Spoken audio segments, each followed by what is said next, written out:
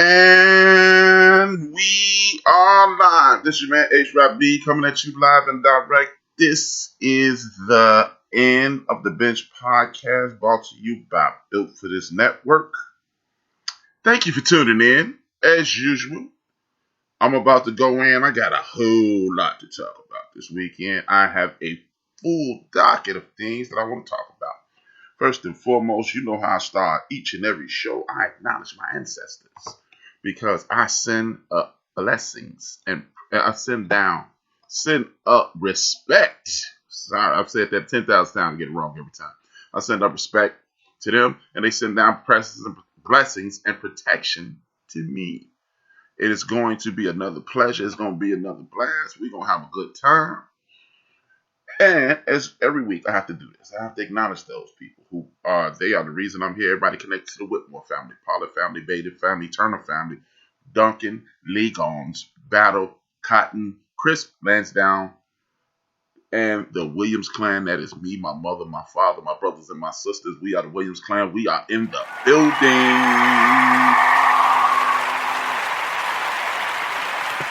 As I state every week, this is a podcast. The reason I say that is because I have a lot of people tell me the same thing. Yo, man, I missed your show. My show is on 24 hours a day, 7 days a week. You click the link. If you subscribe to the End of the Bench on YouTube, THA space END space OF space DABENCH, the End of the Bench. On YouTube, you can catch me live, and that's where the money resides. Where the money resides, where the money resides. Every week, man. Check your boy out. You can go there, subscribe, hit the like button, get your freak on, do whatever what you got to do. Do what you got to do, do what you got to do, you what you have to do. Or, I prefer, equally, you go to Spreaker.com, go to Built for This Network Radio, and you will subscribe. You'll get a notification either way. And then, and only then, will you be an official bench warmer. All you have to do is follow the instructions on the podcast. You can't miss it. You can go to iHeartRadio. I'm reading this off the list because I never remember it. You can go to iHeartRadio. You can go to Spreaker.com. You can go to YouTube, Apple Podcasts, Spotify, Google Podcasts, Castbox, Deezer, and Podcast Addict. And you can also go to iTunes. Subscribe, comment, leave a message. Tell me I'm dope.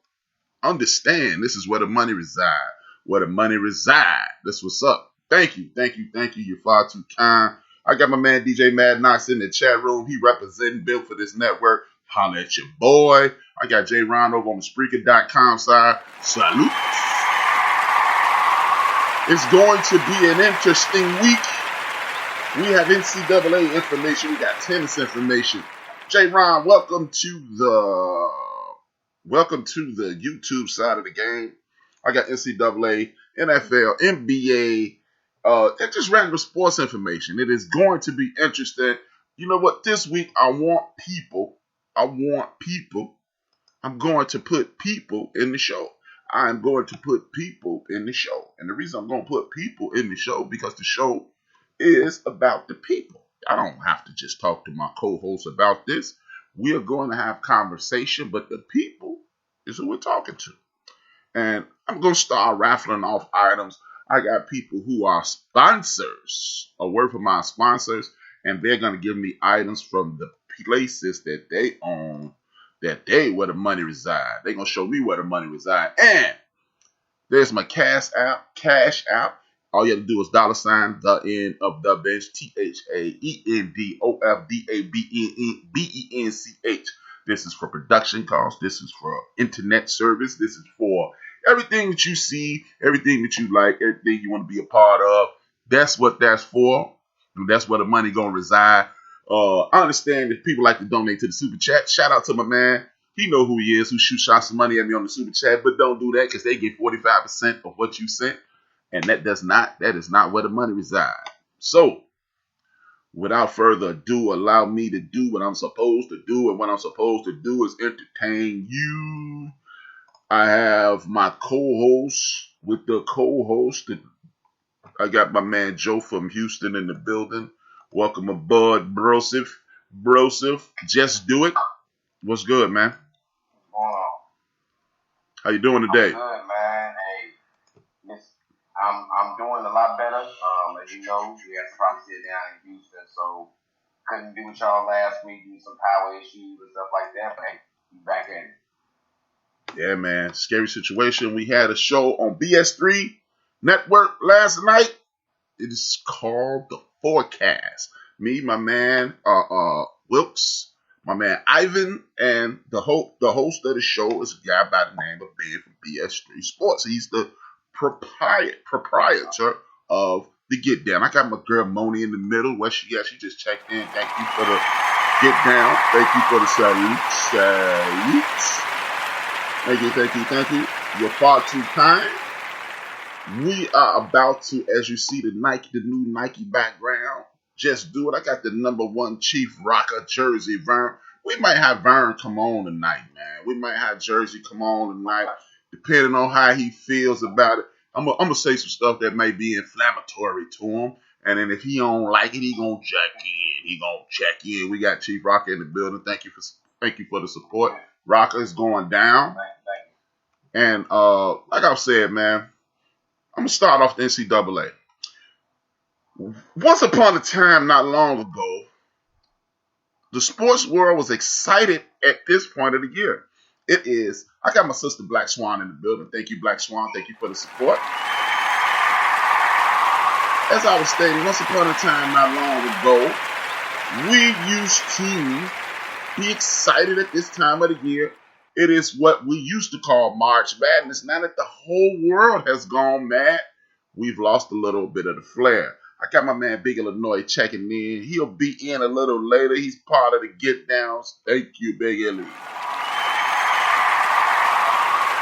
So, with that being said, do you miss anything about March Madness? Listeners, do you miss anything about March Madness? Guys like me, I'm on Chief Rocker Jersey Vern. Me, Jersey. One second, man. Me, #1 Jersey. People like me, #1 Chief Rocker Jersey Vern. We grew up at this part of the year. It was extremely exciting. We're missing out on something. How do you feel? Okay. I'll say I do. I definitely miss it because this is the time when I usually pay the most attention. I'm a bracket player, so as far as it goes, I'm filling out the brackets just like everybody else. So I'm not as dug in as you as a fan, but I do miss it. I ain't gonna lie. Okay. I got my man Robert Orr in the building. Thank you, Robert Orr. He's one of the dopest guys in the building. Much love to my main man. He had me on the show this weekend, man. Awesome brothers. Dope conversation. I just put the link. If you want to chime in about March Madness and you gonna miss it and you want to talk about it, there go the link, and that's where the money resides. But yeah, man, this is gonna be an interesting season. The reason I'm bringing it up is because one of the young men who works, you know what I did? I said that right. That was a Freudian slip, but it was the proper. One of the guys that's playing ball at Duke University has told Duke he had a foot injury, much like our brother Kyrie Irving. And he said, you know what? I know where the money resides. The money resides in the draft. He's no longer going to play. I got my man Steve Lott in the building. Much love to my man Steve Lott. It's always good to see good brothers. It's always a treat when players meet. But this young man has said, you know what, Coach? Coach K, I will no longer be playing for the Duke Blue Devils. You guys suck this season anyway. And seeing how you guys suck all to be damned this year. Now, Duke Blue Devils are 8-8, which goes back to one of the points that I made earlier in the season. But to make my point, the Duke Blue Devils, they're 8-8. One of their better players is saying, I am no longer going to play. I had a foot injury already. I'm going to get ready for the draft. What are your thoughts on that? And if you're going to miss the NCAA this year, you can also chime in and via the chat room. Please hit that like button. Please hit that share button. Tell a friend that we dope and come on in. Speak on it, Joe. All right. Now, yes, as far as it goes, if he had a foot injury, hey, I'm not going to hold up in regards to that. But he definitely understands that staying injured can be a way of getting out of it early. But since he's left, they don't won quite a few games without him. So it really, as far as it goes, I know he's trying to get the league out saying that thing, brother, making money. I would never tell you not to make money. But as far as it goes, Duke is kind of winning without you now. So might maybe we want to get back out there on the court. Well, with me, I definitely got a problem with it. I'm tired of it. I'm a fan. I'm coming from a fan's perspective. And that's the only perspective I know, the fan perspective. I'm not gonna whitewash it. I don't like it. I mean, you got to do what you got to do to survive. I understand that. And I'm not going to point fingers at you and tell you you're wrong because I don't think you're wrong. But as a fan, I'm disappointed because I need the best March Madness I can get. It's something that me and the brother Robert Orr was talking about at the end of his show this weekend on Sundays. Collective Perspective. Follow that brother on Facebook. Follow Collective Perspective. Awesome brothers with awesome commentary. You need to get into them. You need to be involved. You need to listen to those brothers. And they are dope people to get to know. I just dropped the link in the show. If you want to be a part of it, click that link, and we're going to have a good conversation. If not, sucks to be you because you're scared to talk to me. Holla at me. But with that being said, man, I'm having a good time with the NCAAs this year. I'm missing the crowd. I never noticed how much I miss the crowd. The crowd is extremely important with the NCAAs. And back to the point. The brother leaving out because of the foot injury. Look, athletes play ball. And I understand protecting your investment. I am never going to be any person on earth that walks the earth that tells somebody, hey, man, miss your beat, as we say in the street. No, do not miss your beat. Enjoy your life. Do everything you can to take yourself out of poverty and stay out of poverty. I'm just a little disappointed. But, look, Coach K, this is what I said 3 weeks ago. I'm saying it today. The NCAAs is about coaching. This is where coaching really counts. And coaching is king in the National Association of College Athletics, whether it be collegiate football or collegiate basketball or even collegiate baseball. This is why a couple of weeks ago when the question was posed, should the Duke Blue Devils and the North Carolinas and the Kentuckys, if they start to round into shape at the end of the season, should they be allowed in? This is why I said yes. This is why I said yes, because if you let them in, it's going to be a few upsets. It'll be a few upsets. We get some Cinderella stories. We get to see ball players we never heard of. And as far as this young man leaves, he hasn't missed any games so far, but he's definitely gone. He definitely had the foot injury, and he's definitely out of here. So, hey, man, 2 fingers, 1 word. You want to rest your foot, you need to. And make sure you are healthy enough to collect all that money that I hope you collect. He could be the next Kyrie Irving. We heard of Kyrie Irving. He was a top player. You're not going to be at Duke just being a walk-on and get no take. But at the end of the day, you're looking at a young man who's doing what's best for him, doing what's best for his family, and he put himself in the best possible situation. And when you do that, nobody can really be mad at you. But I'm mad at you because I'm a sports fan, and I want to see you play, and I want to sit up on Sunday nights and talk to my man Rob Orr about that night that the homie at Duke killed it, and that's Rob Orr team. And because that's Rob Orr team, Rob Orr, you think you know something about sports? You are wrong, wrong, wrong, wrong, wrong, wrong, wrong, wrong. You're wrong, you're wrong, you're wrong. That's what my man Rob Orr, one of the more knowledgeable brothers I've ever had a conversation with about sports. Hopefully he'll be on a little later. If you feel like coming on, if Steve want to come on, I'll give you some of this too, Steve. Anybody want it, they can get it. But back to the topic at hand. We are talking about the NCAA sports. I got my main man who is at an NAIA school, Division I AA school. They call it, it's kind of like, it's not the big time football, but it's HBCU. Everybody knows how HRap feels about the HBCUs. But okay, my man Rob said he's scared. He don't want to come on. He don't want to get chewed up. He's scared. He done jumped in his car and started driving around. That's what he just texted me. He's scared. Now I'm just messing with Rob. I'm messing with Rob. You're a good brother. But like I was saying, man, the NCAA's 1AA football is a step up on the big time football. My man Prime Time is at he's at Jackson State University, HBCU in the building. Y'all already know how I feel. Y'all already know when it's an HBCU in the building, HRap is going down. Y'all don't want to see me on my HBCU kick. If you say HBCU, I go. You already know that's what time it is. We ain't doing the golf clap. We giving the big clap, but that's what time it is. But the one sad thing, this is the second time Deion Sanders has had some of his items stolen or, according to the university, misplaced. What are your thoughts on Deion Sanders' reaction to this? And what are your thoughts on the university attempting to cover this up? I'm listening. Man, I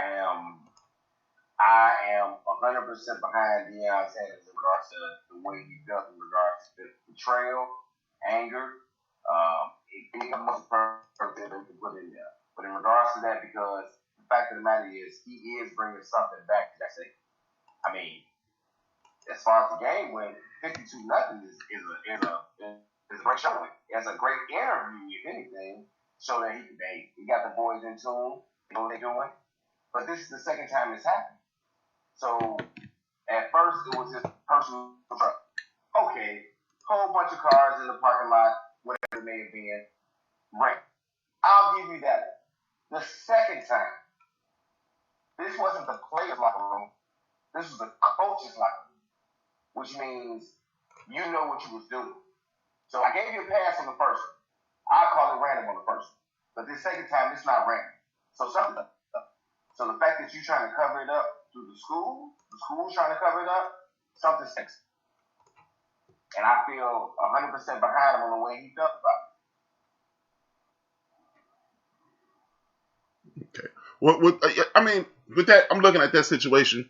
I get why Deion Sanders is angry, and I understand why the university tried to cover it up. But the thing is, I am also on the side of Deion Sanders. There's no need to cover this up, university officials at Jackson State. I don't think this is going to be a black eye like old boy Smith on ESPN State. This is going to be a black eye. Why should I send my kids down there? Well, Cam Newton was accused of stealing at the University of Florida. There are people stealing.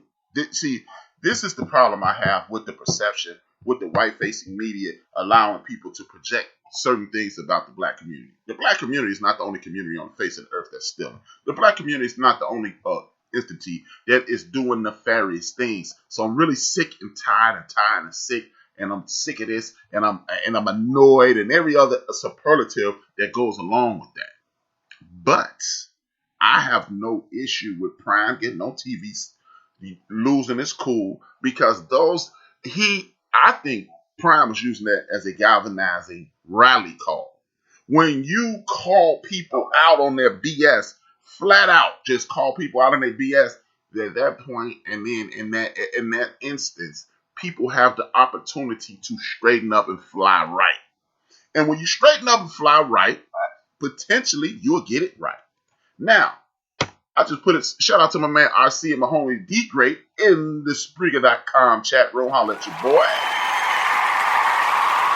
See, the thing is, one of the things I have an issue with our community is when something bad happens, we don't want it to be told. We only want the good to be told. See, the universe is balanced. For everything that's good, there's something that's bad. Like people call it the devil. That's what I call the devil. When you do something good and that quote unquote devil tries to pull you back into evil, what that is the devil trying to balance out the universe, or the bad energy trying to balance out the universe. So if we if we're gonna tell the facts, tell all the facts. Let people see us with our shirt out. So a black person potentially, or a black person, or a person at a black institution doing something nefarious isn't so, I want to say, spooky or mystic. This is what happens on every college campus in the history of the world. What's the boy name? He works for Fox. Doug Gottlieb. Doug Gottlieb was run out of town in Oklahoma for running bad credit cards. So every community has its minute faction that is committing crimes. So if you are going to commit crimes, let Deion call these folks out. Let people be embarrassed. And then at that point, hopefully, the community will rally around Prime, Coach Prime as he likes to be called. And then it will create a foundation of pride. And when you create that foundation of pride, now you're bringing kids in there. And then as a parent, the fact that Coach Prime went on TV and called people out, that means he's going to hold my child accountable for his potential nefarious activities. He's going to potentially hold my child responsible in classrooms. He's going to potentially reinforce what I've put in my son or daughter or whatever, and it should build a foundation of pride. Yes, people do nefarious things in our community. Yes, bad things happen to us, but we address them, we knock them out the box, and we get them out the way. And that's it. That's all.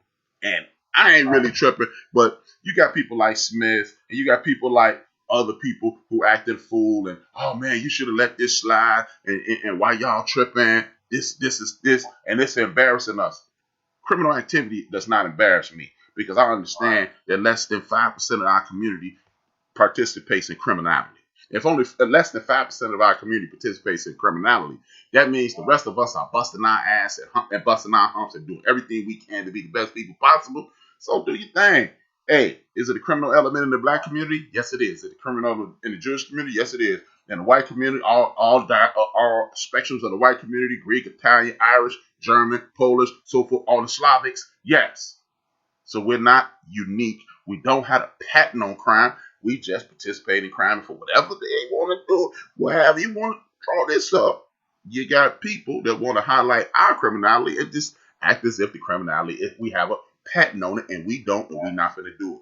If you want to be a part of the show, I just put it in Spreaker.com chat room, and if you go up and away in the YouTube chat room, or right now, just put it back in there.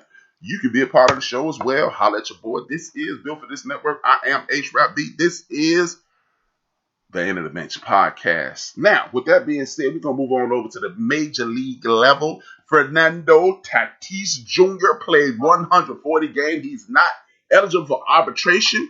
He's not going to be a free agent. The San Diego Padres said, this is what we're going to do. We're going to reward you with $340 million. What are your thoughts on that?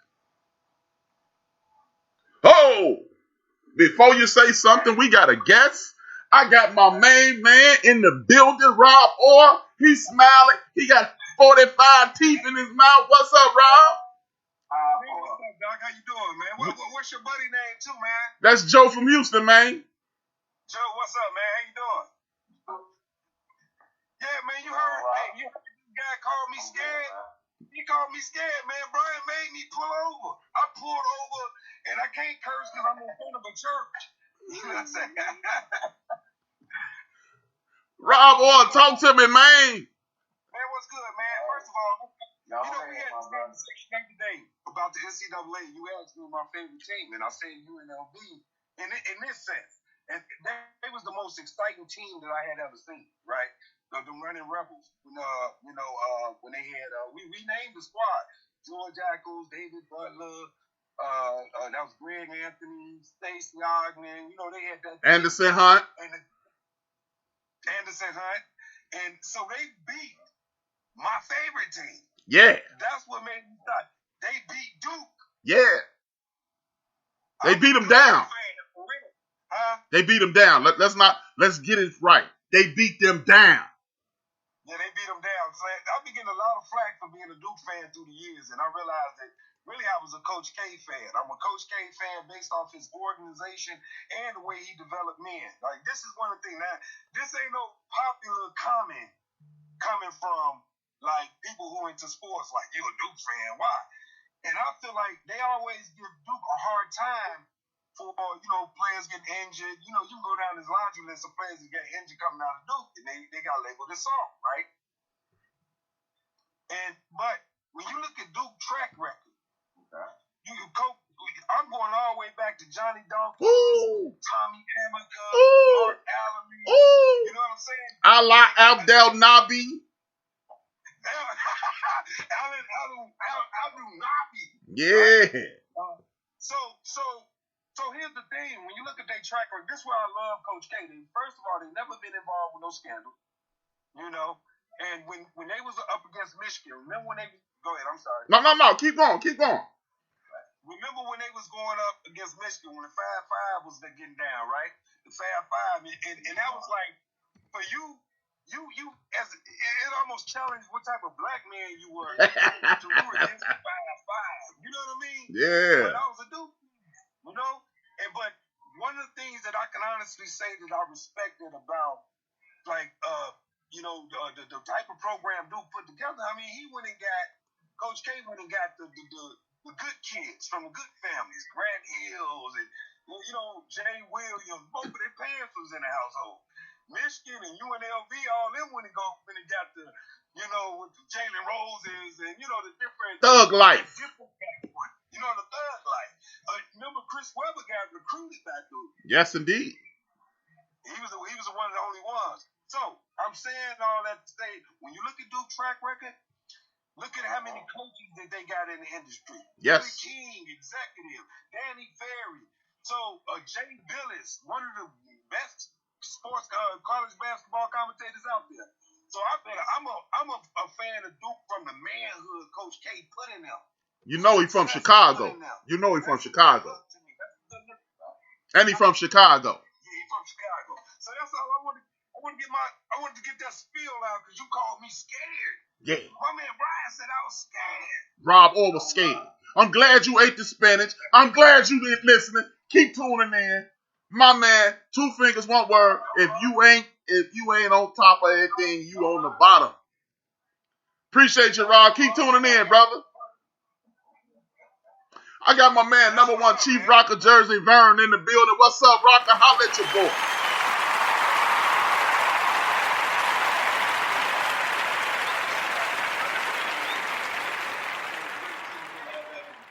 But you're a Dookie too, right? But you can't be too much of a Dookie supporter now due to the point that Coach K and Coach Cal, right, recruit the best classes in college basketball out of anybody, right? But the problem is, these kings don't have no respect or discipline to them by leaving one and done. When he let Kyrie Irving do that, and Kyrie didn't even play a whole goddamn season. When he let Kyrie Irving do that was the downfall of Coach K. He should have put his foot down with Kyrie, man. Told Kyrie, listen, I'm not releasing you. Either you quit the squad or you still part of the organization because I can't have a one and done because you're gonna mess up my reputation. But they have 3 to 4 year players all the time. You know what I'm saying?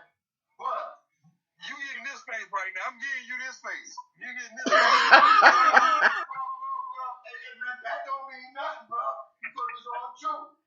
What program kept their players intact? And they should have more than one national championship. Since you want to speak on your Duke and UNLV team, George Thompson had the best respect in basketball players, but they all stayed 3 or 4 years. Patrick, who you say 4 years? Who you say? He said Georgetown. Johnson.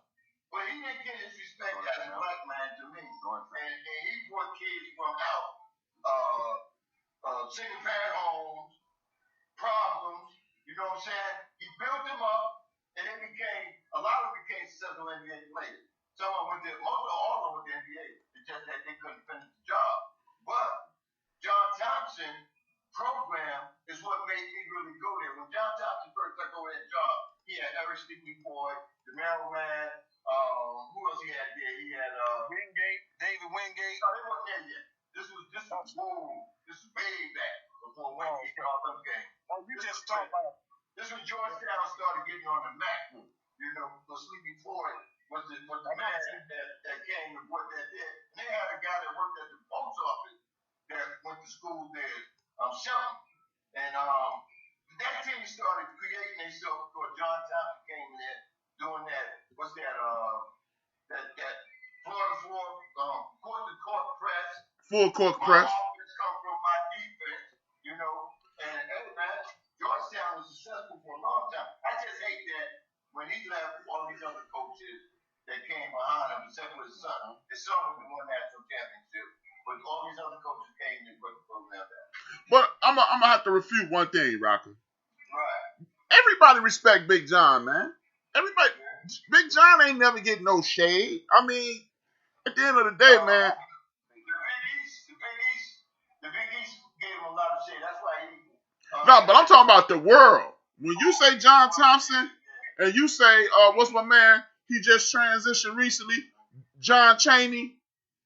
It's nothing but respect for those dudes. That's what we missing in college basketball. That's what we missing in the universe right now. So I can feel you, But we got to make sure John Thompson, John Chaney, Nolan Richardson, and the rest of them good brothers, big house gangs, they got nothing but respect. Now, because we live in this microwave society, they can't remember what happened Thursday. That's what your problem is to me, Rocker. The people in the world today, they can't remember past last Thursday. They can't go past Tuesday last week. See, people like me, you, my man Rob, Joe, we respect the game. We respect the sports culture. So that's why it seems like they don't get enough, or they do, but they really do. Joe, what you doing up there, man? The screen this way. Yeah. Yeah. We on live, man. Can I say this to Joe? Hey man, my prayers went out to you and your family. I was talking to people in the chat. Yeah, when things was going bad, in Houston and Texas and all that, man, I'm glad you was able to make it back, bro, because hey man, that weather wasn't planned, and for the government to back out on y'all and tell y'all to stop buying and shit, I didn't like that with disrespect, man. What you got on this, Joe? Real talk. What you got on this NCAA conversation, Joe? Man, I appreciate the prayer. Hey, turn that radio down, Rob. Oh man, as far as it goes, man, I told y'all the real, y'all the truth, y'all. Man, I love my man. I'm gonna come back in regards to Big John Thompson, John Chaney. Rest in peace, as far as it goes. But like you said, there's been nothing said bad about these guys. I mean, as far as it goes, I'm not with you guys. Full agreement. Okay. Right before Rob Orr and Chief Rocker came on, we was about to talk about Fernando Tatis. He just got a 14-year, $340 million contract extension. Talk to me, people. Anybody can take the floor. He only played, hey, by the way, he has only played 140 Major League Baseball games. Anybody can get it. We in the smoking section. And I'm cooking, man, so I got to do this quick. Like I said on my show, man, they had to lock this man up. A lot of people say they shouldn't have did it. They shouldn't have gave him 14 games. I said, man, if the brother came out and played like he did within those little bit of games he played, because that's not a lot of games he played. If no little bit of games he played, if he's showing off and he talks the talk and walk it, why not pay him? Why not lock it up? San Diego been in the dump since Tony Gwynn left. They really haven't had no explosive team. No teams like they have now. They built up their pitching staff. They got Manny Machado, and a couple other players, man, on that team, man. I look for them to challenge the Dodgers and everybody out there out west. And man, the brother deserve it, man. Big ups to him for having a good age. Just do it. Just do it. That's the slogan of the show. Just do it. Speak on it, Rob. I'm with them getting paid because, at the end of the day, we forget, man, this is entertainment. Like, at the end of the day, because if they don't get paid, somebody else's pocket's going to get lined with it. That's why I was proud. Remember when Juwan Howard, everybody was criticizing Juwan Howard and Rashad Lewis when they got them big. I was happy for them. Yeah. Man, you doing something you love to do. And you are benefiting from the entertainment. One of the things that I'll be more discouraged about, or I am more discouraged about, or disappointed about, I must say, is it take all the way somebody like Ice Cube to be trying to form like ownership of an entire league. We need more thinkers in there because these young men, the money that they making right now, are turning themselves into billionaires. Like they getting into billionaire range with these type of contracts. But if there's never a shift in ownership of these leagues, then it would almost be, I know it's not a waste for them personally because they rich. It's not a race for them personally, but it will be what you call a missed opportunity that's left on the table for us to be able to grab control of these markets, man. We, as a people, I ain't trying to turn the whole conversation into that, but as a people, we are giving away industries, man. Industries like R&B, sport, and we the ones out here. We the ones that is the source of the entertainment, and to me that's disheartening. So I commend them for getting paid. You know what I mean? You got before Joe speak on. Let me get y'all the breakdown of the contract. He's gonna make $1 million a year. He's gonna make $1 million this year. He's gonna make $5 million next year. The year after 7. The year after 11. 20, 20, 25, 25, 36, 36, 36, 36, 36, and the last year 36. Shout out to that brother for getting that money. Speak on it, Joe. Where the money resides. How we want to see, how we want to see. As far as it goes,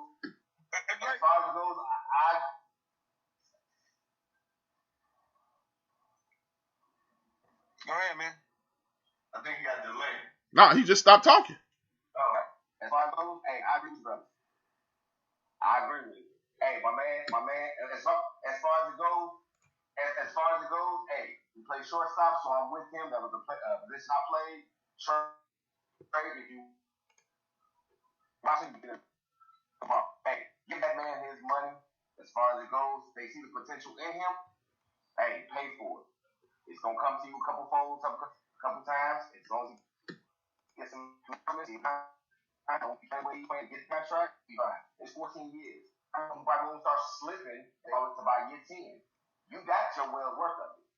At that point in time, from the Padres, it's better than trying to give him a 10-year contract. Right. As he's 35. He's 21. Hey, get that money. Actually younger than 21, but I agree with all 4 of you guys, man. And what this is a power play by the San Diego Padres. Everybody and their mama know the taxes in California is high as HRap coochie. So he ain't gonna get that $340 million. He gonna get about 45% of that after the taxes and the vultures get hold of it. But what this means, if I'm a fan of the San Diego Padres, and when they start letting people back in that stadium, I'm going first because like I have been railing for 5 years and longer than that, even back to when I was on Windy City Clutch with my man Brian and Chicago Chi-Town's First Lady Sports. I've been saying for years, I am starting to drift away from sports because the ownership groups of these teams don't invest in their fans. People in Chicago sit their asses out there with 40-degree weather. People in New York's out there in 32-degree weather. People all over this country invest their time and their money, and they buying hats, drawers, socks, and all type of coats, jackets. And if you're not gonna reinvest that into us, I don't feel like messing with them. If I didn't have a team, I would start rooting for the Padres because the Padres just invested in their fan base, and then people gonna look over there and be like, San Diego is beautiful.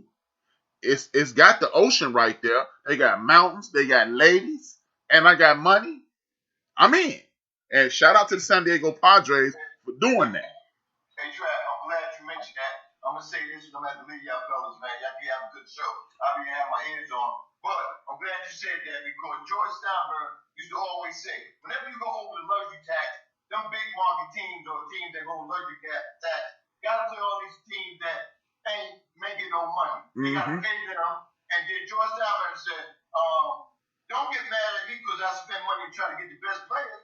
You know, I'm giving you money to get players, to make your team better. Exactly. If it's in your pocket, that's your business. You know what I'm saying? Now, I get tired of people always talking about the Yankees buying team, Yankees buying team. Last couple of years, the Yankees haven't been buying players. The biggest player we got was the pitcher last year, and we didn't get nothing else before that. The contract was standing. We paying a little bit of money. Miami paying most of that money for standing. Right? That's why we picked him up. We did Derek Jeter a favor since he was an ex-ball player. But we haven't really gone after people. I don't know what the two sons gonna do, but I think after this year, they may. But the Yankees been winning 100 games because you know what? They got talent in the minor league, and if you don't invest in paying some of these players in the minor league to play ball for you, you'll never have a good minor league or a good ball club. They may have a Oh, wait a minute, Chief Rocker. Wait a minute. Go ahead, Rob. Hey, I just want to say this before you leave, Rob, man. Hey, but the only point I was going to make about the long-term, when you invest in players long-term like that, right. I like the fact, because remember the days of the Braves when they had that pitching staff with Glavine and Maddox and all of them? And what did that do to sports, man? Wasn't that fun? Yes. Sports when teams were able to stay together. So if they take that move, the way they invest in a player and start investing into the core players, kind of like the Cubs. It's kind of the sad type of thing. The Cubs won the World Series, but now it's all in the air that you talking about getting rid of Chris Bryant. You talking about getting rid of Rizzo. But it's something beautiful to follow that squad with hey, make them win. Get them pieces here and there, but keep their core together. Exactly. Because that create those good rivalries we used to when you're able to lock up players. You know what I mean? Exactly. So if Dame Lillard will never win, at least they had a good enough core to compete. Exactly. With CJ McCollum, Dame Lillard. I don't like what LeBron them doing. I don't like the way LeBron jumping around. You know what I'm saying? I don't like the way KD and them jumping around. But if KD, Westbrook, and Harden would have stayed together, and they would have spent the money on them the way they doing, and kept that core together, how sweet would it be to watch OKC Dynasty? Exactly. You're right. One more thing before Chief Rocker got to go, and I got to diss him before he go, because he tried to be slick and throw all that New York stuff in there. Chief Rocker from New York, y'all. He tried to be there, so I had to, before you get up out of here, Chief Rocker, I had to let you know, with all that Yankee talk, Sit your ass down. Sit your ass down. That's what time it is. 27, baby. 28. See, that's what you ain't know, Rob. He was throwing all that New York trash in. It's Chicago in here, man. I didn't catch it, man, because I don't understand their dialogue, so I ain't catch it. I tell you what, the season started in a couple of weeks. Check the dialogue again. You know what? When you go on the show, or when they show come on, you make sure Chief Rock get in that chat room. I got you. Hey, man. Hey, be listening. We gonna make a wager when they play the Cubs. Who your squad? New York. The Yankees. I don't think the Yankees play the Cubs this year, but we got the White Sox. Okay, White Sox. We go with the White Sox. White Sox. If we whoever wins, you gotta send me. You gotta send me some of that. That'll be no problem. You know what? I felt some wind in here, man. That's why when I came in here, I was a little breezy. That's right. You got Chicago all around me. Hey, man, you have a great day. Hey, plug your show before you go, man. Plug your show before you go. Number one Chief Rock and Jersey Burn recap and entertainment show every Monday from 10 to 1. On Thursday, I do the sport therapy show from 10 to 1 at Frigga.com. Go to any social media, man. I'm on anything, right? Instagram, Twitter, Facebook, same thing. You look up Bernie Rich, my government name, or Chief Rock and Jersey Burn, all right? Much love, man. Thanks, Rocker. Thanks for having me on here, brother. Well, like you said, Rob, to put a cap on it, like you said, brother, you are one thing. I totally agree with you. If you are going to invest in us, we need to get some residuals from that. I ain't trying to hear this. Oh, man, why do sports fans give a damn about rich people's money? That's the greatest question in the world to me. Why we care about how much money the Steinbrenners, that's cost too much. That's going to hurt the salary cap. That's a you problem. You better put this good stuff on the TV before I turn the housewives. That's all I got to say. Right. Shout out to Ben for BS3. I got to get out of here myself too, man, because I'm, like I say, I'm parked right now. But you know what I'm saying? You pulled the manhood right out of me, made me pull over. Hey, plug your show, bro. Hey, on Sundays, man, Collective Perspective. We got 4 good brothers always in rotation. Brian came on there, blasted us. Catch us on YouTube, Collective Perspective. And we be on Facebook too. So Robert on Facebook. So we do it. We go live on Shy Rise page right now on Facebook. Shy Rise page. We go live on there. So that's the way it is right now. It will be changing a little bit, but we look forward to linking up with people. We want those conversations to happen all over the world. A collective perspective. That means we gotta respect each other. Wherever lane you standing in, wherever you are, we gotta be able to listen and decipher your truth based on where you stand. And that's how we get out, man. And Brian, it's been a pleasure meeting you, brother, man. You've been You've been $100 grand ever since we met you, man. I look forward to, man, still rocking with you, man. You're a good brother, man. You know what I'm saying? You just overrate yourself in sports, though. My man, Rob. Hey, thanks for coming on, Rob. Much love, brother. Look, I'll see you Sunday, man.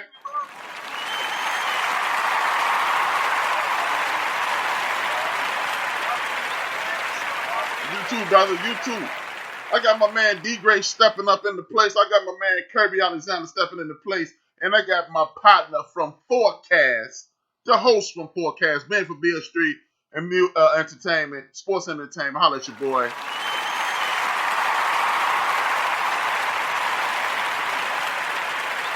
Since we talking about baseball, J. Ron said, I'm sick of Toronto teams, some of the most popular in Canada, the NHL teams, the Stanley Cup teams, finals. Hey, man, we ain't talking about no hockey, Ron. Get up out of here, man. You know what, Ron? You're going to have to get one of these, man. You're going to earn this. Sit your ass down.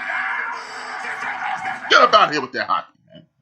With that being said, man, and everything being said, thanks for number one, Chief Rock. I got his gift in the building. What's up, HGSP in the building? The Chicago White Sox. That GM threw down the gauntlet this week. Look, the Chicago White Sox have done everything me, you, Rob, Chief Rocker was talking about. They have invested in their fans. They have put the best possible team I believe they can put out there. Of course, you can always do better, but they put an awesome team together. He said it's pep or die, win or lose, World Series or bust. Thoughts on that?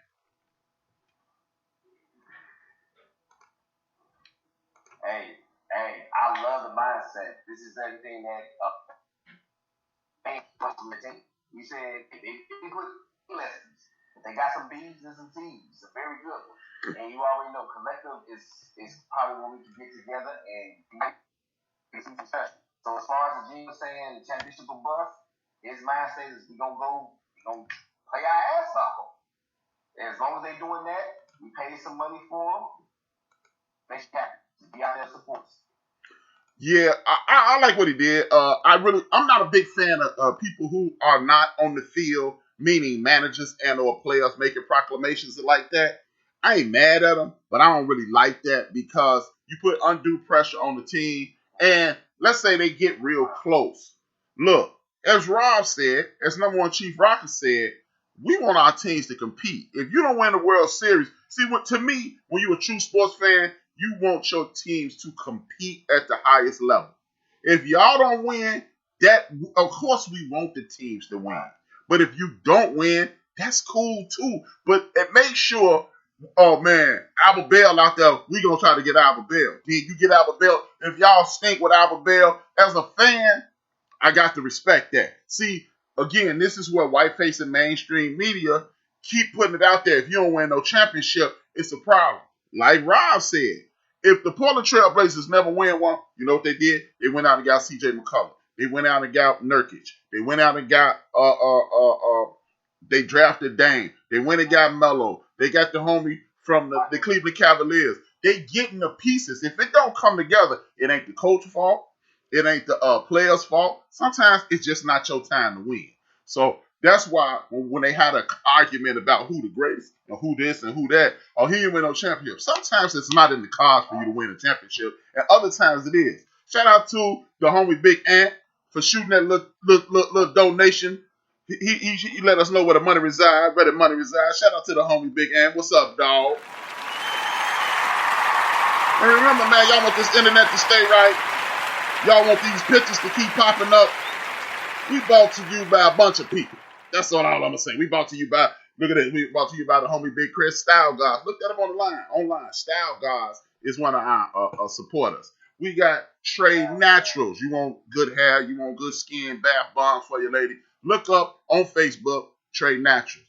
And if you're in Chicago, plus size woman, I want you to shop in with the sister Kiana for the curvy girl. Brought to you by the Culture Closet. She got the plus size women on lock. She online. Look up, man. She's supporting the Get Down. And I got my girl Denise Milk and Cookie. She just entered the building. Much love. Yeah, I don't really get down with that whole get down. And again, man, you contribute in production, you contribute to the internet, you contribute to everything, man. Hit that Cash App if you can. If you can't, sucks to be you. We still gonna be dope. We gonna be dope anyway, but we need to know where the money resides. You see where the money resides right there. The money resides at Cash App, $ the end of the bench, THAENDOFBABENCH. We were talking about respect earlier. I got the sister, his gift just hit me. Much love to the sister, his gift, even though she a crank. And she knows she a crank. Holla at your boy. That's right, his gift. Crank. If you don't know what that means, hit me up after the show. I'll let you know what a crank is.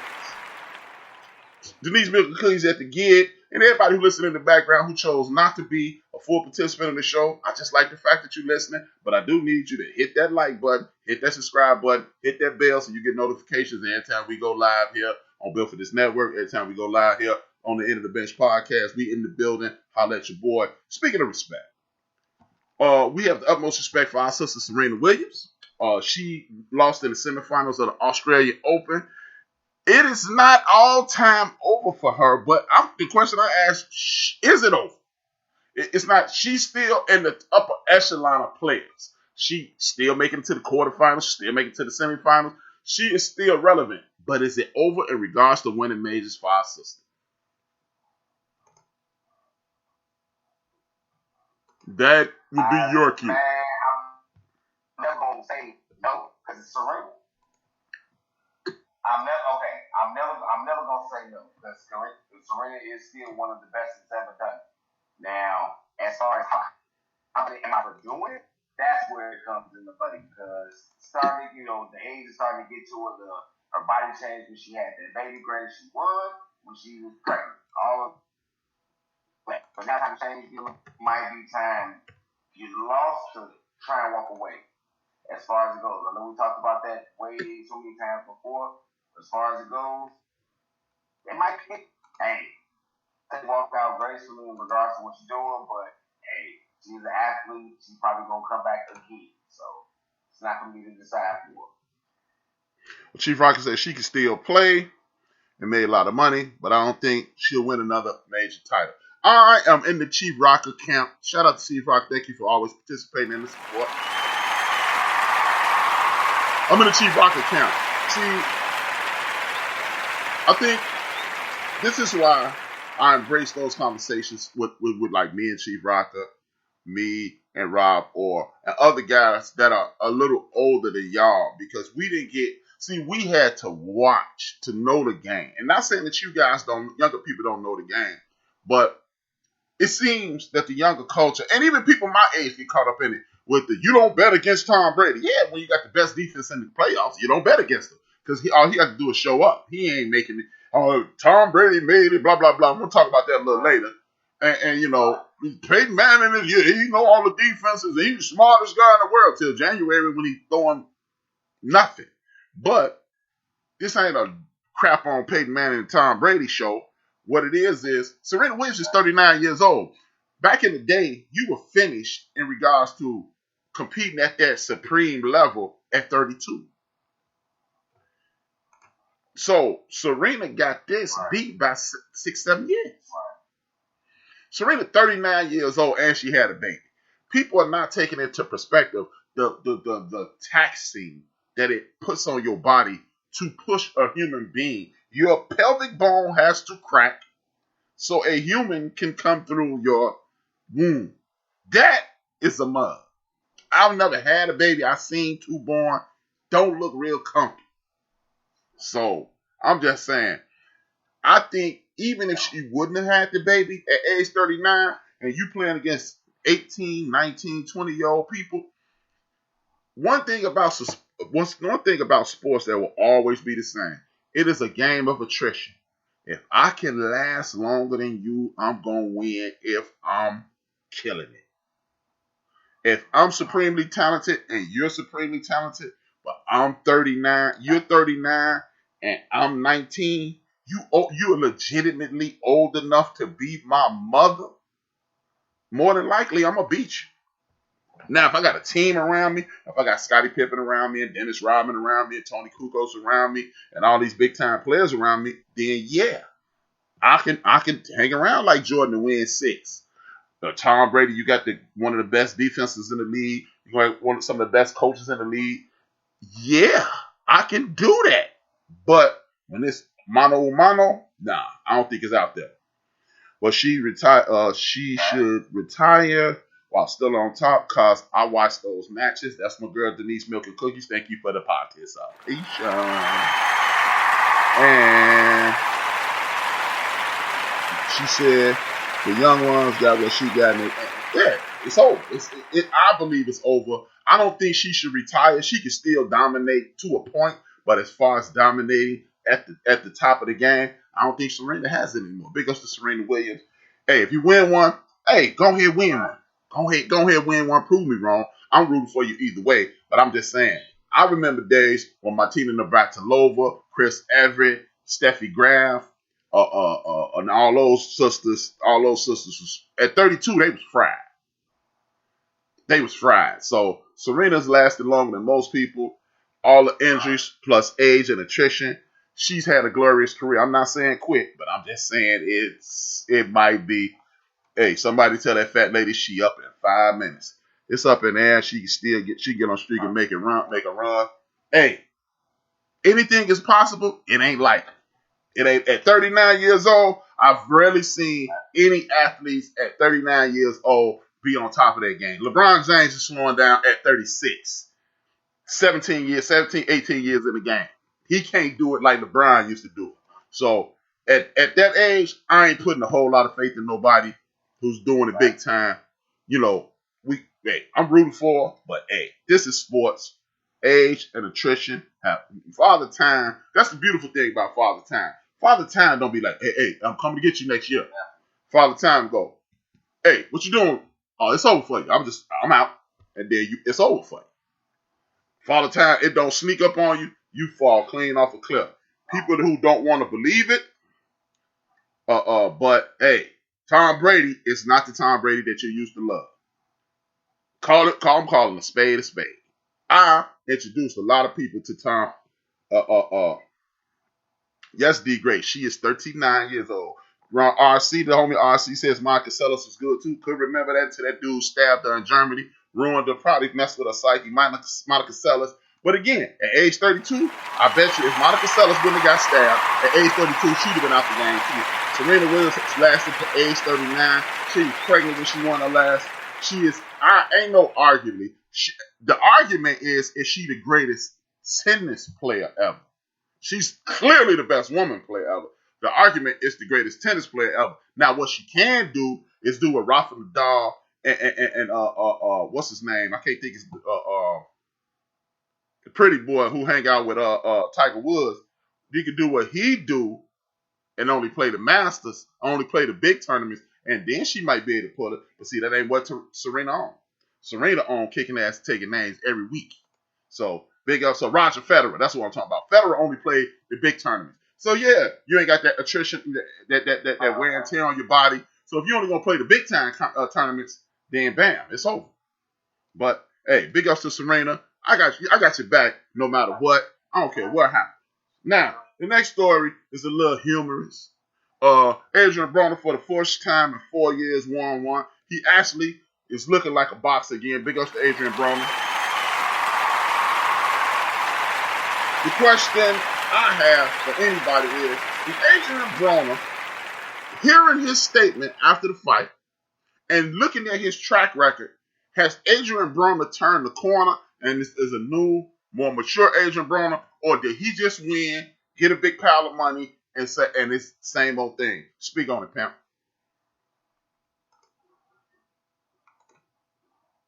It's actually kind of it's much of getting going out that other fence on that mixture of both.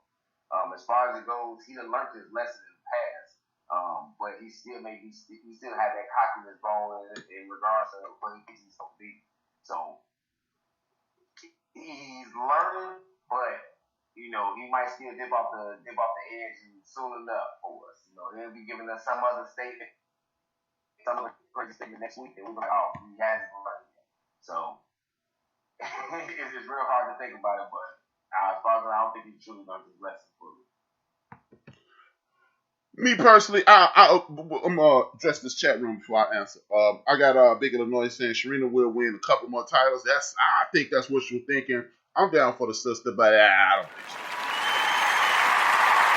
The homie RC says, so I think Serena can win one more. She's the undisputed GOAT. Richard Williams said years ago that years ago that Venus is great, but Serena will rule tennis. I definitely remember that. Big ups to Richard Williams, aka the GOAT of tennis coaches, the greatest tennis coach of all time, Richard Williams in the building. Now, Richard Williams the GOAT. But I think Adrian Broner hasn't learned anything. I was listening to a statement after the fight. He talking about, hey, I came here with $13. I'm leaving here with 20-something million. Yada, yada, yada, this, that, and the third.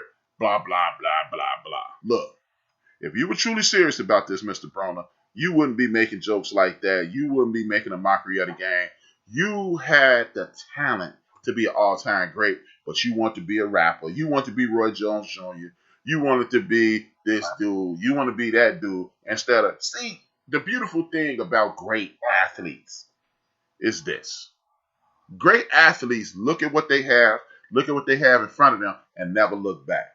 Say what you want to say about all-time. Most of the all-time greats fought way too long.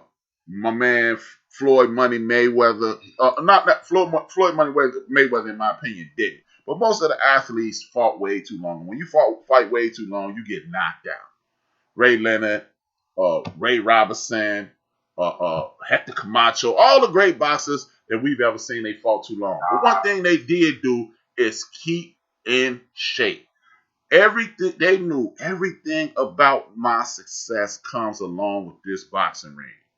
And guys like AB don't realize that. And it's a sad commentary, brother. If you could make $15, $20 million every time you go to work, you need to be going to work as frequently as possible and putting yourself in the best possible position to win as frequently as possible. He could have stepped right into that Mayweather, everybody hate me round and been dominating boxing, but he want to be famous. Hey, I've told people my entire life, I want to be rich. I don't give a damn if nobody ever be able to recognize me. When this thing blows up, if people, that's why I was kind of reluctant to do the YouTube. I don't want nobody knowing me. I want to be at the store. Somebody, hey man, you rap. Like I went to a gun buddy job one time to get my oil changed. I started talking. Homie's like, man, I know your voice because gun buddy be listening to the show. I'm with that. Adrian Broner want to be famous. I want to be rich. That's why he in the garbage can right now. Adrian Broner looked like a 5 pounds of elephant crap Saturday night. He's done as an elite fighter. That's the homie RC. He seems slow, older. He said Big Illinois said he seems slow as older folks will say. Yeah, big ups to Big Illinois and RC. I'm signing up. I'm smoking a bag of both of those. He looked like trash, and he got a little re in his game because the man is 35.8% retired, if you ask me. And I'm bigger than you, Adrian, and ain't no ref. So if you run up on me, you're going to get it. This ain't boxing. This fighting what I'm doing. I'm biting, kicking, and scratching. Another dude, Joe Lewis, fought too long. Muhammad Ali fought too long. B-Hop fought too long. Roy Jones fought too long. So this is one of those things. But you can't say B-Hop was never in shape. You can't say the great. When you're going to be great, you're going to be in shape to the very end. Point blank, period. Ain't no way around it. Now, what I am going to talk about earlier, we talked about the disrespect that was about Deion Sanders. Deion Sanders' merchandise got stolen, and he was upset, rightfully so. Hey, people always say he got money, and as my late mother said, God rest her soul, and he used some of that money to buy that shit. That was a direct quote of my mom. And so this week, man, or whenever it happened, because it's a discrepancy when this happened. You got a young brother, 15 years old, standing out there at a Cam Newton camp being mad disrespectful. A lot of people took both sides of this. I just put the link in the YouTube chat room, and I also just put the link in the Spreaker.com chat room. So if you want to be a part of this discussion, you are welcome. All you need is a strong internet connection and a camera on your phone, and you can do it, or sit in front of your laptop, however you want to do it. iPad, tablets, whatever you want to do, need a strong internet connection. Click the link and you're part of the conversation. Built for this network. This is the End of the Bench podcast. And if you want to donate and keep the internet strong over here, production calls, internet strong, Hornitos, lime shots. No, I'm just joking. No Hornitos. I buy my own Hornitos. But contribute to the get down. But this young man disrespected one, former league MVP, former Heisman Trophy winner, former national champion, former Super Bowl participant, former one of the more dominant quarterbacks in the National Football League, and current grown-ass man. Thoughts on that situation and thoughts on how people attempt to defend that situation. I'm listening.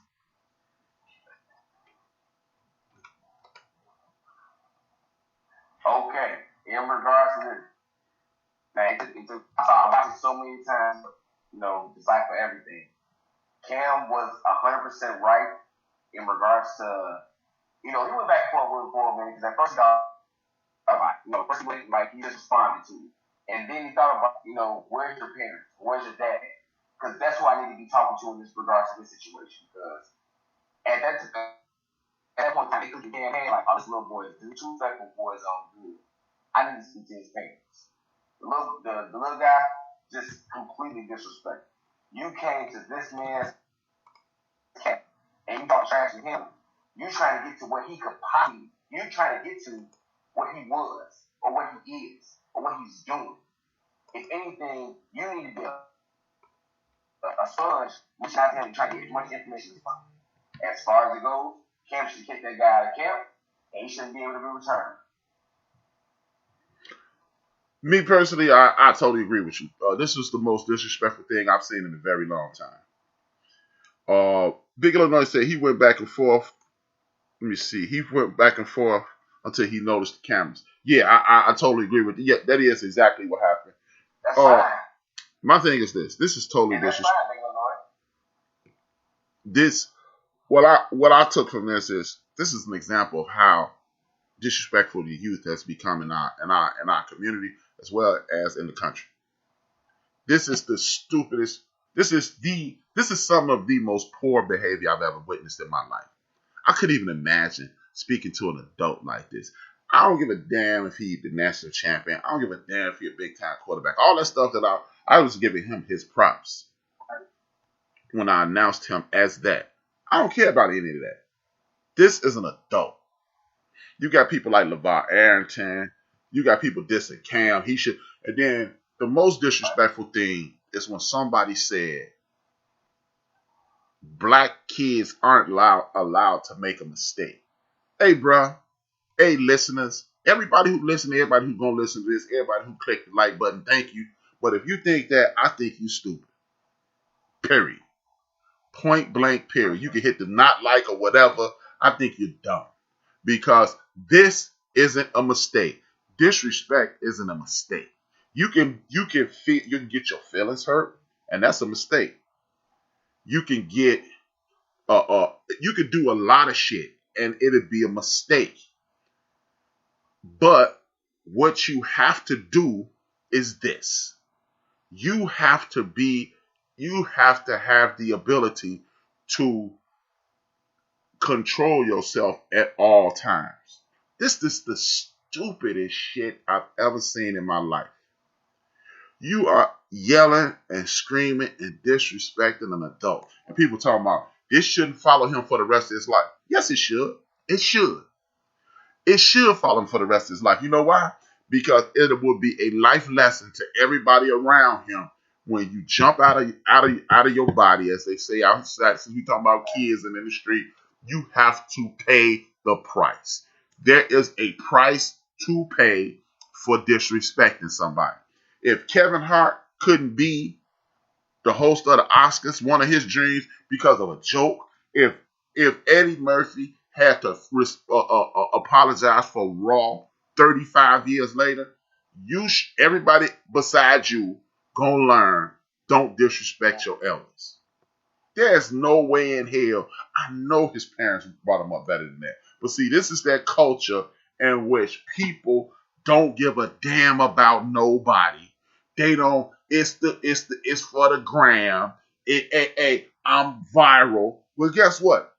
Your dumbass is going to be viral and you should pay for it. Now, going forward, think about the consequences of your actions. When you jump outside your body, when you really disrespectful to grown people, when you have no class, this is what comes along with that.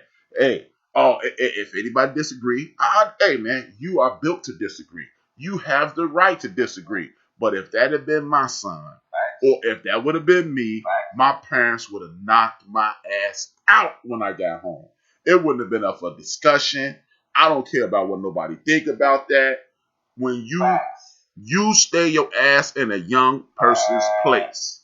I ain't trying to hear none of that. Oh man, he was a kid. Guess what? If you a preteen, if he was 12, 11, 10, 9, 8, 7, 6, 5 years old, you can give me that he a kid excuse. He 15 years old. He 3 years away from voting. He knew exactly what he was doing. And all his homies stood around and laughed with him. If he was my son, you ain't never going to no more camps again.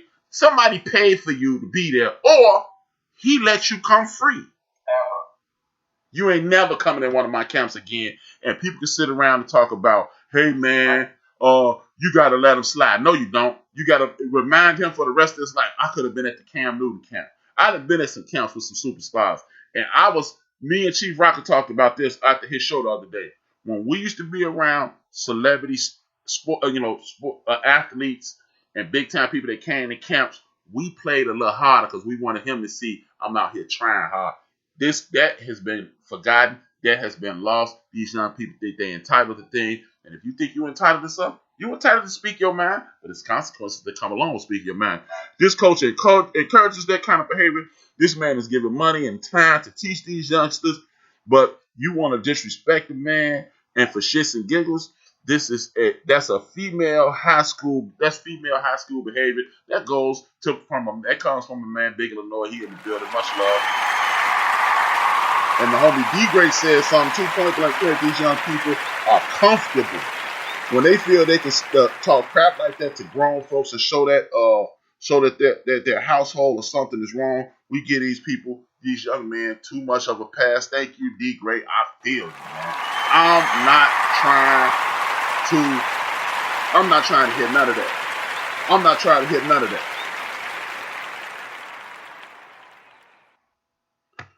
Now, with that, I ain't trying to hear none of that, man. If you want to be disrespectful, if you have no respect for adults, cool. You're going to suffer the consequences. I ain't got time for that. I ain't trying to hear none of that. Keep your excuses to yourself. I don't want to hear none of that. With that being said, there was a week ago today, when we got off air, after we got off air, Draymond Green had made a statement. You know what? I actually could pull up the statement if y'all want to, but everybody's heard the statement at this point. How do you feel about what Draymond says? And again, if anybody wants to, I just dropped the link in there. I got it saved on the thing. All I got to do is click. It's in the Spreaker as well as the StreamYard chat room, which is YouTube, and the Spreaker.com chat room. You can go in there if you want to be a part of the conversation, or you can just continue to rock in the chat room. You'll get it either way.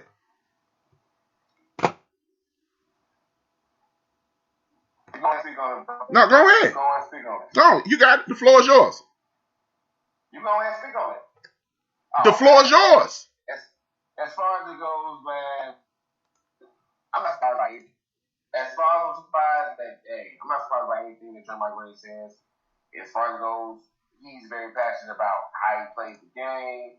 And it's right, man. When he won the championship, it was good when he was talking crazy. But as far as it goes now, it's more so it's all about feelings. He's always in his feelings about everything. I'm lost words. Well, me personally, I think Draymond Green was 1,000% correct. Well, he was 99% correct. He's 99% correct in what he said. The only thing I have a problem with is this is what I talk about all the time. This is not a partnership with the National Basketball Association. You work for these guys. Point blank, period. Everything he said in regards to the media, in regards to the way the NBA should protect players is great. But these people don't owe you anything. You work for them. And until these guys start to realize that they work for somebody and they own that, they're going to continue to be frustrated. When you don't identify what your position in life is, you're going to have a chaotic situation. And when you have a chaotic situation, people's feelings get hurt. Me personally, again, I can say this because I've never played in the National Basketball Association. I didn't achieve my goal of playing in the National Football League. I never played for MLB. But if I'm Barry Bonds, if I'm at the level of a Kyrie or even at the level of a Draymond and somebody trades me, I wouldn't have a problem with that because I understand. I always understood, even as a youngster. Trade me if you like. I can remember me, my cousin Michael, and my cousin Vincent sitting in their bedroom. I'm going to play for the Cubs. Vincent said he was going to play for the Cubs. Me and Mike used to like the Red Sox, and I used to like the White Sox. But we said once we become free agents, we was going to come back to Chicago and win the World Series. Or if we made it to the Bulls, we was going to win the NBA championship. Or we never thought those teams that we really liked gave a damn. We never considered that. These people believe that these teams actually give a damn. And that's where they're losing it. You think they give a damn. Draymond is correct in everything else he said. I wouldn't give a damn because me personally, if I would have made it to the league, I'd have bought me a crib in a nice place that I want to live. Like shout out to Eddie Johnson, former Westinghouse Warrior, former University of Illinois All-Star, former Sacramento Kings, former Houston Rocket, made his bones and made his bones in Phoenix. He bought a crib in Phoenix. So when he was sent to Seattle, when he was sent to Sacramento, or he even played when they was the Kansas City Kings, he always had a home base in Phoenix. These guys think these people rocking with them, and they're not. That's the only issue. Everything else Draymond Green said was 10 billion% correct. He was correct. But see, hey, if you want to be foolish enough to believe that these NBA, Major League Baseball teams, and these NFL and NHL teams really love you, they love you until you can no longer win. And that's it, Draymond. But shout out to Draymond for speaking up for his brethren, and shut up Charles Barkley as usual.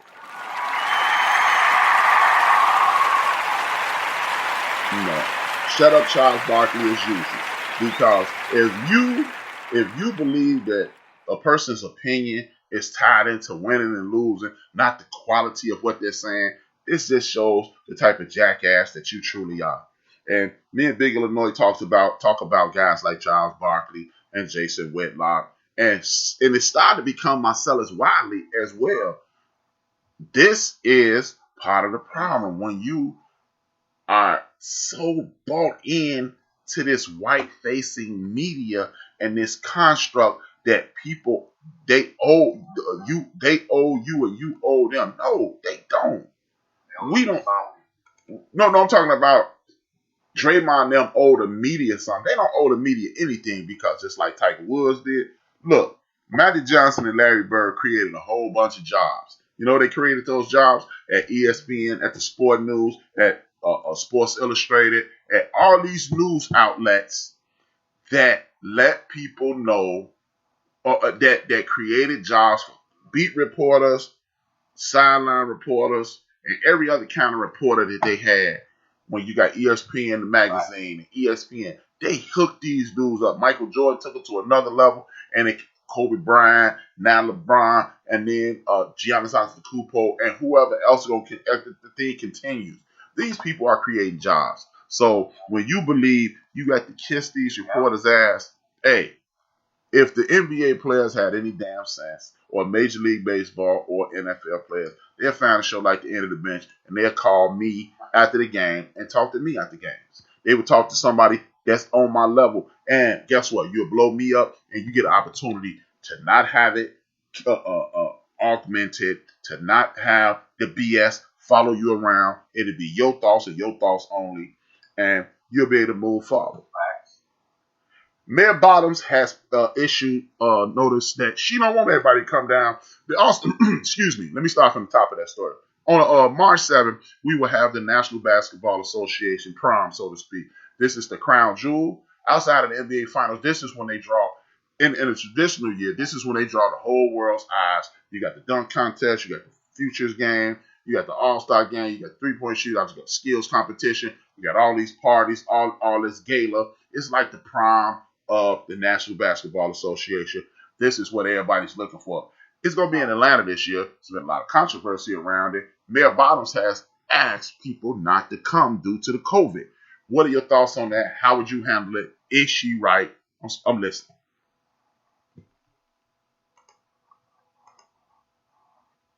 As far as it goes, yes, she is right because she is the mayor of that city.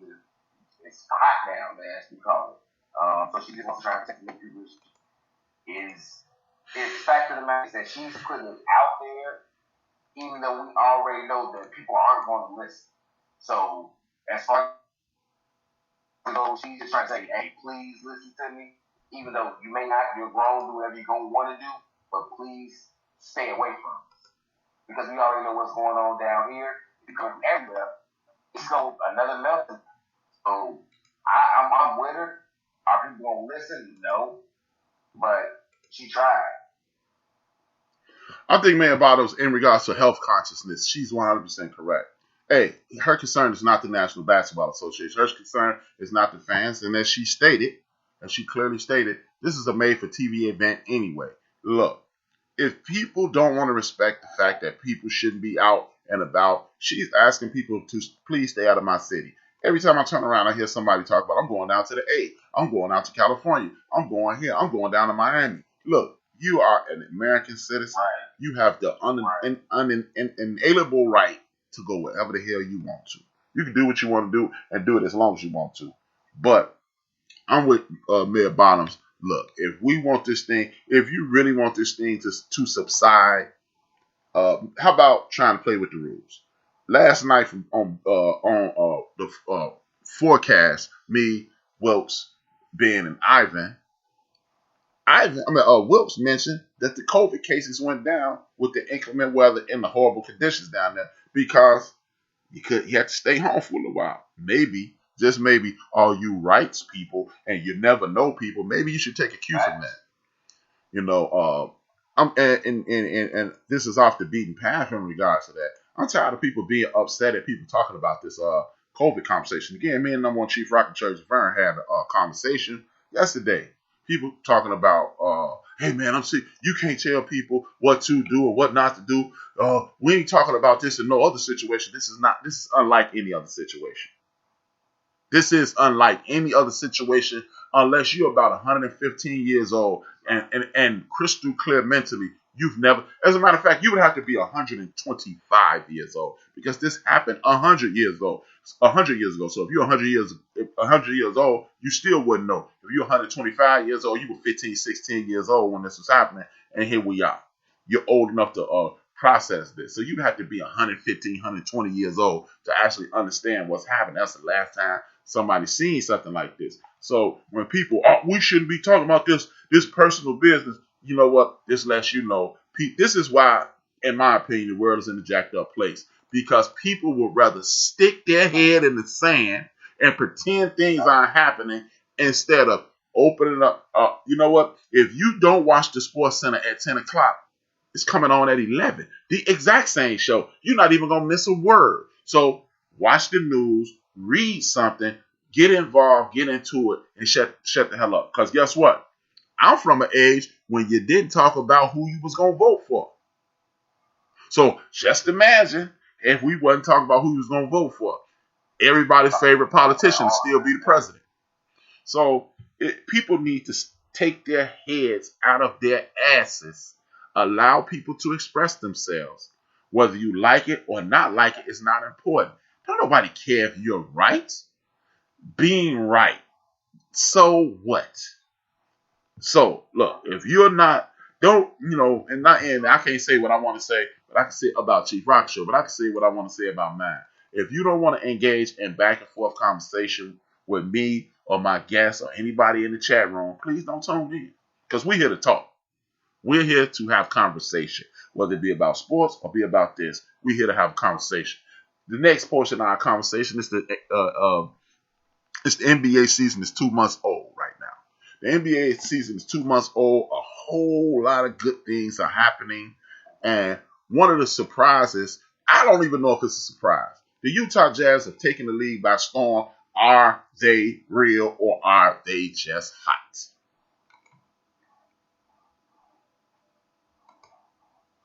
They are hot. As far as it goes, they are very hot, especially from the 3-point line. Donovan Mitchell, I'm gonna talk about him later when we talk about some other things. He's rolling the charge. Rudy Gobert's doing things well, and it just seems like everything is coming together since they left that bubble. You know, they lost to Denver, but that was okay. You know, but since then, like since the season started, they have just been on the tick. As we're gonna see how much of that magic is gonna continue, but we shall see. Well, yeah, I think they for real because they have all the prerequisite pieces. They got a star in Donovan Mitchell who could potentially take over the league. We saw him score big time when it was asked of him. They didn't win. See, this again is why I get sick of people talking about he averaged this many points, he averaged this many rebounds, he get this many this and this many that. Donovan Mitchell scored 52 points last year in the playoffs when it was needed. What do you do win, lose, or draw when it's needed of you? Anybody can score points. The worst guy in the league, given enough opportunity, will score a lot of points. And that's what people don't realize. The very worst guy in the league will score a ton of points. But when do you score them? When do you I heard my main man Isaiah Thomas say this. The original Isaiah Thomas say this. Everybody worried about who hit the shot, the last shot. Everybody focused on that guy. But it's really the guy who hit the shot before that. I have been saying that for years. He gave me validation with my frame of thought. Because the last shot is hit or miss. The clutch shot is to get me, like, everybody loves to talk about the LeBron James miss, Karam to Chris Bosh, kick it out to my favorite two guard in league history, Ray Allen. The shot. People don't think about LeBron James hit back-to-back threes to get him there. He came down, drained it. And then he had to test him before the tooth to come back down and shoot another three and drain it. The one that he missed would have been 9 points. Nobody speaks about that. Everybody like Big Shot Bob. If Big Shot Bob misses all of those shots throughout his entire career, nobody's going to say, hey, man, Robert Horry blew it. Because I've said this 1,000 times on my show. Nobody remembers when he was missing all those shots in San Antonio. Nobody remembers when he was missing all those shots at the end of his LA career. Nobody remembers when he was scared to take those shots in Phoenix. Nobody remembers that. They just remember when you win. So I think, with that being said, I think the Utah Jazz, they got defense, they got continuity. At this point, they got health. And this might be a different situation for the Utah Jazz. Because at the end of the day, they are a team that was put together and then it was busted up once they started getting rhythm. We don't know what the bubble brought about.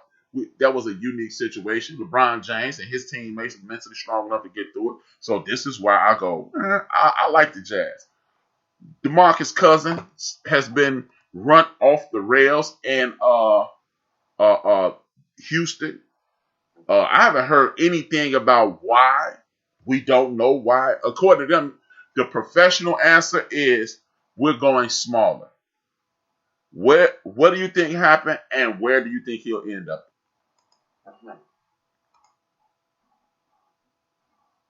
Yeah, as far as it goes, I've read a couple reports or a couple rumors and stuff like that. It was over playing time and stuff like that. Because they were trying to go small, trying to get a role as like, hey, this is my redemption tour. I'm trying to make a name again for myself because I don't want to be known as the injury guy. So I was, as far as those in Houston, I was watching him and John Wall back together. They were doing their thing. But as far as it goes, their concept is to go small and keep winning more of a role. That's the reason that's going. As far as it goes, I've heard him in The Lakers trying to pick him up. Clippers maybe picking him up. As far as those, Brooklyn's still trying to look for Spotty. So as far there's always potential out there for Boogie Cousins, in my eyes. I think it's unfortunate that they let him go because it's more. But this is pushing me further and further away from the National Basketball Association. Moves like this, I understand you do your young brother. You're doing it the way you want to do it, and I understand the league probably will never be the way that I want it to be. But I do believe the National Basketball Association is doing themselves a disservice by not keeping big men in the game, not keeping big men in the paint. You must. The reason Major League Baseball fell off, and the reason that National Football Association, National Football League is always on top is because diversity in play. You got some teams that run the ball down your throat via the Tennessee Titans. You got some people that's going to play defense, like the Miami Dolphins, the New England Patriots for years, and now the Tampa Bay Buccaneers. You got people who going to light it up like Drew Brees. You got the Seattle Seahawks who going to play defense. And you got Aaron Rodgers that's throwing the ball all around the yard. You got Patrick Mahomes throwing it all around the yard. And you got teams all the way in the middle. At this point, this is the first time in a very long time that there's parity around the National Basketball Association. And you get rid of Buggy. See, you have to make things, you must be able, teams that win can win in a myriad of ways. Teams that win can win in the post. They can win. They can shoot you out the gym. They can do a lot of things. And now the National Basketball Association continues to, because they're trendy, they continue to go, oh, well, this may happen. We going to shoot if we get hot. But no, you cannot play basketball if we get hot, I'm going to take over. If we get cold, I'm going to take over. No, you have to have a way to win in every situation. And when you let Boogie go, I think Houston lost that. If I was the Los Angeles Lakers, I'd be on the phone with Boogie trying to sign him with the veterans exemption, get that man healthy, get him moving, get him playing with LeBron. You partner Boogie and AD. Then you can tell AD, hey, man, sit down until you're healthy. From what I saw, Boogie don't have no hitch in his giddy up. Boogie don't have no, he doesn't look slower. He's just trying to get in rhythm. If you put him down, you put him out west with Los Angeles Lakers and LeBron James, I believe that Boogie Cousins can be the X factor. He can come off the bench, kill him, and he'll win an NBA championship. He will be with LeBron James. He will get healthy, and the salary cap will continue to go up, and maybe they can afford him at some point.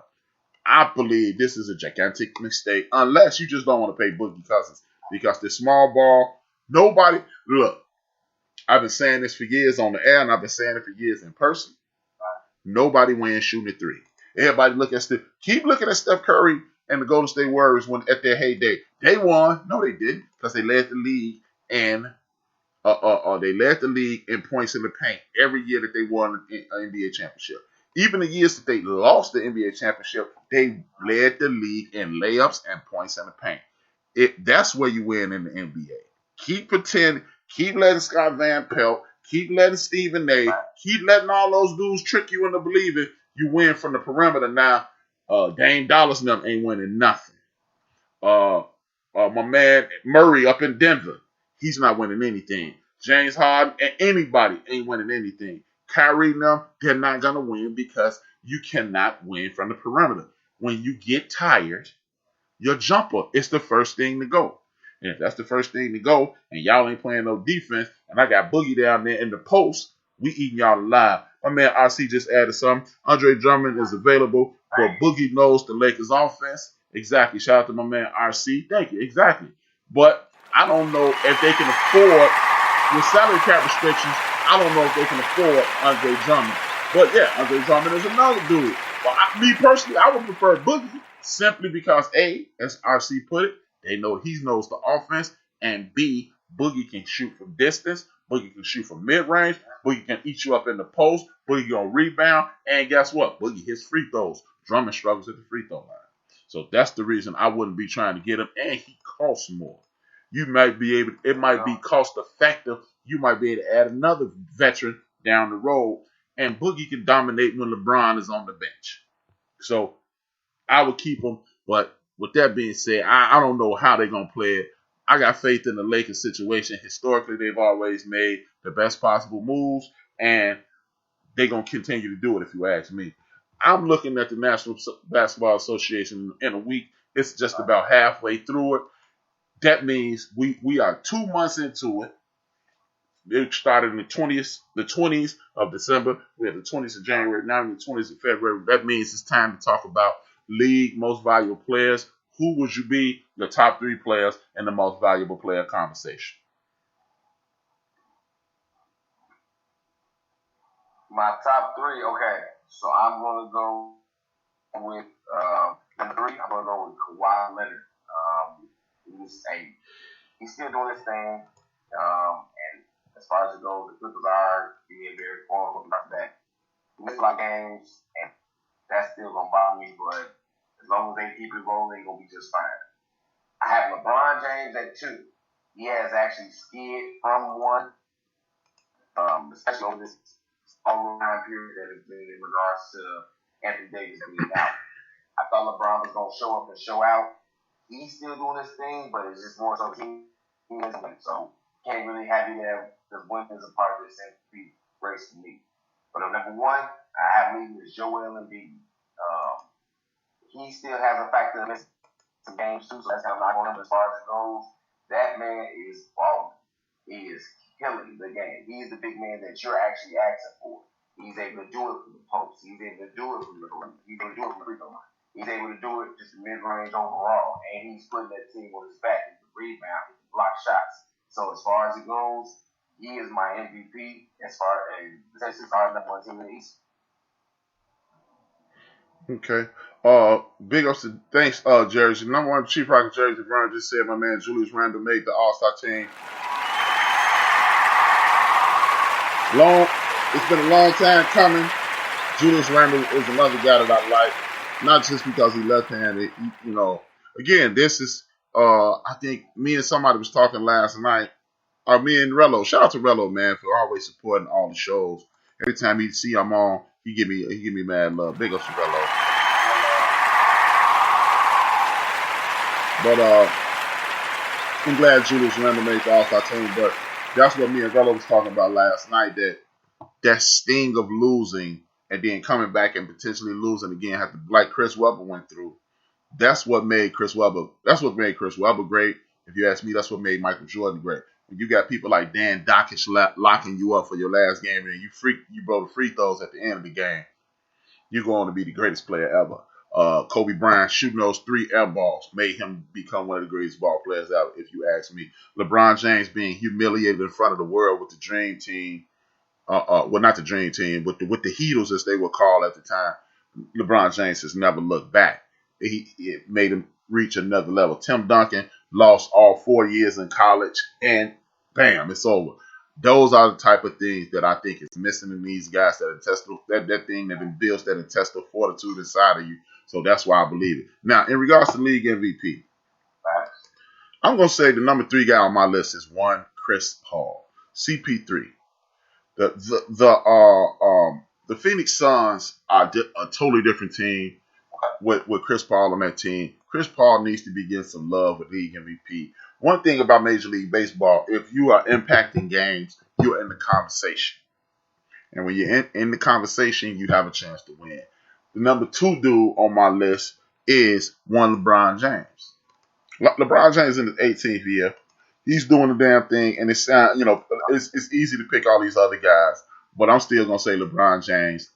And his standing slipped with this recent skid that they've been on, and it is to his doing, because if you're gonna be in an MVP conversation, you can't be 6-4 in a week on a 3-game losing streak without losing your footing at league MVP. And it looks like we have the exact same guy as the league MVP, and he goes by the name of Joel Embiid. If Joel Embiid gets his diet in order, Joel Embiid becomes a workout warrior. Joel Embiid will dominate the National Basketball Association like nobody we've seen since Shaquille O'Neal. Actually, he's a much better version of Shaquille. Shaquille O'Neal was banging on you, and it was highlights. But Joel Embiid got this Texas 2-step. He got they call it the Euro step. I call it Texas 2-step. That's what we used to call it back in the day. And He can hit you with both hands. He hitting free throws, and I don't like it, but he can even hit you from deep. That's why I like Joel Embiid gets leave MVP. We'll see after 3 months in the season. 2 months in the season, 3 months in January, December, and now February. We shall see. But big ups to those guys. I hope they continue their excellence up, and I do think Chris Paul should be in the conversation a lot more.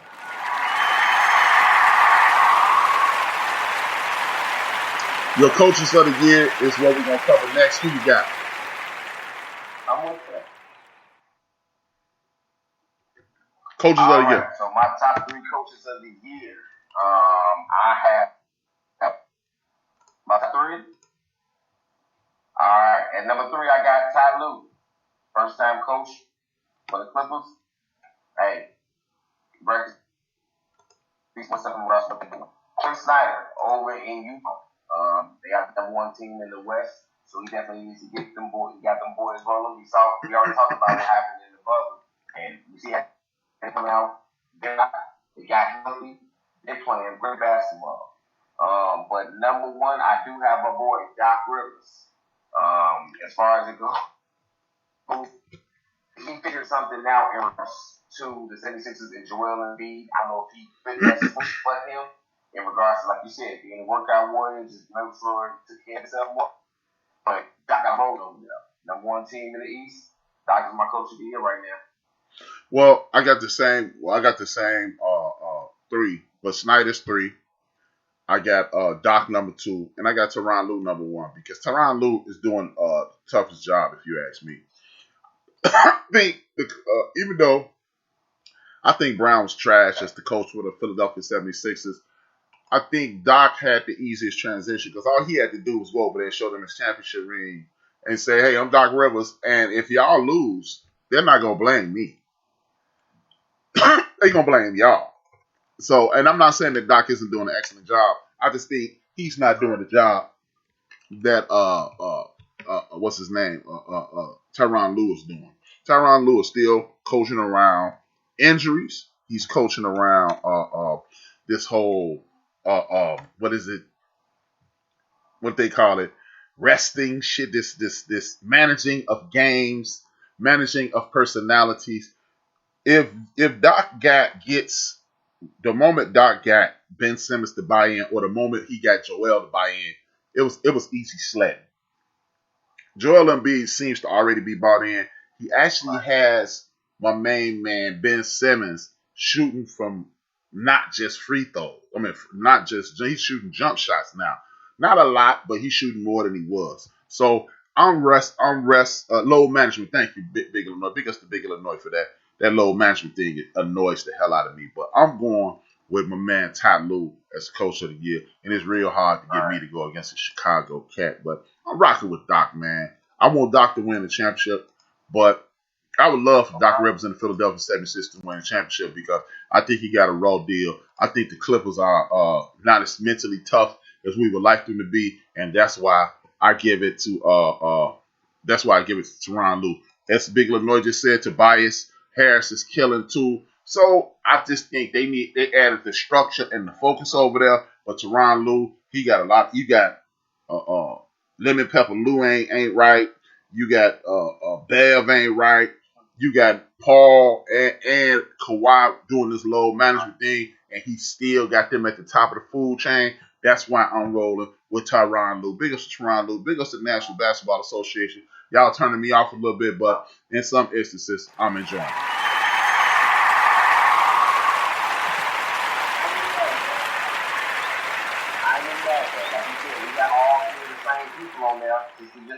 So I might imagine if you listen. I imagine. You are listening to the End of the Bench podcast, hosted by your man HRap on Built for This Network. Thank you for tuning in. Please make sure you hit the like button, and in order to maintain the financial status of the show, you can always, if you feel like donating, donate to Cash App. $, the End of the Bench, THAENDOFDABENCH. Anything is appreciated. We would prefer the money that folds, but the money that genuinely works too. Shout out to Eddie Murphy and Coming to America 2.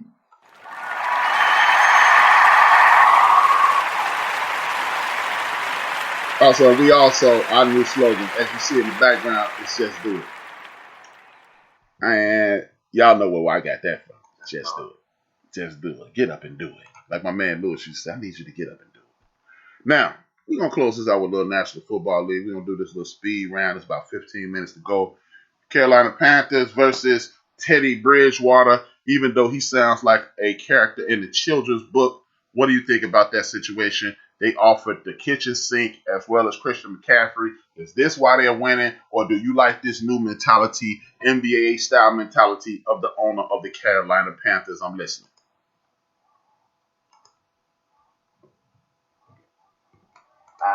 As far as it goes, and they trying to give up the kitchen sink for Watson. I mean, I understand Watson.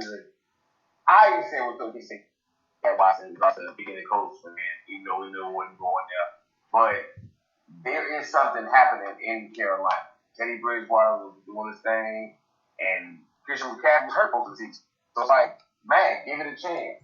But hey, he want to win now. But if you trade away all your workhorses and all that, what you gonna be left with? So, well, I'm careful with it, but hey, it ain't my team to root for. And see, this is what I was talking about. I wouldn't be offended if I wouldn't be offended. I got Miss Powell stepping in. Thank you for the love. Thank you for showing up, showing improving. Quinn Snyder, Big Illinois said Big Quinn Snyder is the coach of the year. My man Steve Lott says facts. I think he's agreeing with you. With that being said, this is another case in which this is what I was talking about with the Draymond Green situation. Draymond Green came out and vehemently said that the NBA disrespects them by telling them that they need to be on top of their shit when, okay, you're going to trade me, but you need me to stay in shape. You need me to stay focused. You need me to be professional. But you also can whisper things out and ruin my reputation. That is 10 billion% true. But you need to stay professional, stay in shape for your own business. You don't need to do it because the NBA done it. They don't owe you anything. Give me my check. See, that's the thing. Give me my check and I'm out here. I wouldn't give a damn if they offered to trade me for the weakest player in the National Football League if I was Teddy Bridgewater. Pay me my money and I'm out. Y'all owe me this much money. Y'all can bench me. Y'all can trade me. Y'all can do what y'all want to do. Send me down to Miami and I'm going to kick ass and take name. Send me up to the Jets. I'm going to kick ass and take name. Send me back up to the Vikings. I'm going to kick ass and take name. Send me to the Bears. I'm going to kick ass and take name. I'm here to play football. Y'all can say what y'all want to say. Players need to get over it. These are not your friends. These are your employers. If you want to trade me, it's cool. A lot of people was up in arms. They disrespected Teddy. They did this and they did that.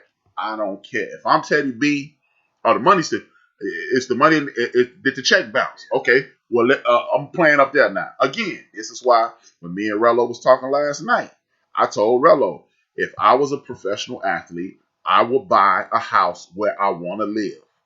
If I was married, I would tell my wife, come on to XYZ town. We're going to rent. I would explain to my kids at any point we can be traded. So you can either stay home and go to school and your mom could come through the week and check me out, or y'all can live here. But understand, you're not going to make friends because we can go at any time. Until athletes get that mentality, they'll still be jacked up. RC said Teddy Bridgewater come back. Teddy Bridgewater come back to Minnesota. Zimmer didn't want to let you go. That was the GM. Shout out to RC. Me and RC has mentioned that several times on my show, and I think he's mentioned on Chief Rocket Show. I'm totally with it. This is not the friend affair. It is the NFL. These are not your friends. No, that's the only thing I disagree with Draymond. And besides the fact that Kyrie causes his own mental anguish, because for a person to not like the media and feel that the media disrespects him at every turn, he sure talks to the media an awful lot. Big Illinois said, Teddy, take your signing bonus and go to another team. Teams ain't loyal. You are correct. I totally agree with Big Illinois. See, once these dudes realize that they at work, you just got the dopest job. You just got one of the dopest jobs in the world. That's all that is. You're at work. You got one of the dopest jobs in the world. it ain't personal. It ain't personal. J.J. Watt is talking about he is Cleveland is looking good. His brothers want him to go to Pittsburgh. Where do you see, or where would you want J.J. Watt on your team, and where do you see him going? As far as it goes, this time J.J. Watt has finally had a healthy season where he played an insular amount of games. We're in the land of player mobility, so we can, the players are actually saying where they want to go. He want to go play with his brothers, and everything. At this time, J.J. Watt, I wouldn't be paying top dollar for you because at this time you beaten, broken, and battered. So I wouldn't be paying top dollar for him at this point. Now, when he helps the coach, sure, bring him on, help him, but don't pay top dollar for this guy. Well, me, I don't think it's a gigantic demand for J.J. Watt. I think at age 31, unlike most defensive linemen, he's finished. He's had far too many injuries. He had 2 back surgeries. I think he's finished. I don't think the want for him is as great as mainstream media is attempting to put it out there. Who needs a overpriced? Well, he's not going to be overpriced now because he's a free agent. Nobody's going to pay top dollar for him. If the Pittsburgh Steelers want you, it's because, yeah, you still have a little pass rush ability. But let's not forget, J.J. Watt played 16 games and had 5 sacks. Chief Rocker mentioned this money. When they traded Jadeveon Clowney, he started seeing double teams. When he starts seeing double teams, you got diminishing returns on J.J. Watt. It's amazing that he's the face of the franchise. He's been Mr. Houston Texans since he walked in the door. And the first chance they got, they said, get the hell out of here. J.J. Watt, in my estimation, has been about 25-30% media hype anyway. And again, like J.J. Watt gets all these sacks. But J.J. Watt rarely gets sacks in the fourth quarter. This is why, again, I'm going to be a broken record to this until this sinks into people's head. You can do all that woofing and talking you want about stats. He averaged this. He got this many. He got that many. This many shots, this many catches, this many touchdowns, this many whatevers. Whatever your sport is, did you get any of those in the fourth quarter? Yeah, he averages 32 points a game. He averages 4 in the fourth quarter. He averaged 25, 35 home runs. How many home runs does he hit between August 15th and the end of the World Series? I don't care what you hit. Like they used to call my man Dave Winfield Mr. May. Because in May, he was the man. In September, he wasn't. So I don't care about your averages. What do you do when it counts? Michael Jordan went 0 for 17 one night against the Miami Heat and scored like 35. Yeah, y'all got me in the first half. Get out of my way. And that's the beauty of it, man. So, J.J. Watt, I don't think you that big time. You talking about you might go to Pittsburgh, you might go to Cleveland. And the one thing I know that I didn't hear, a lot of teams saying, what's up with J.J.? Didn't hear that. Big Illinois has dropped this in.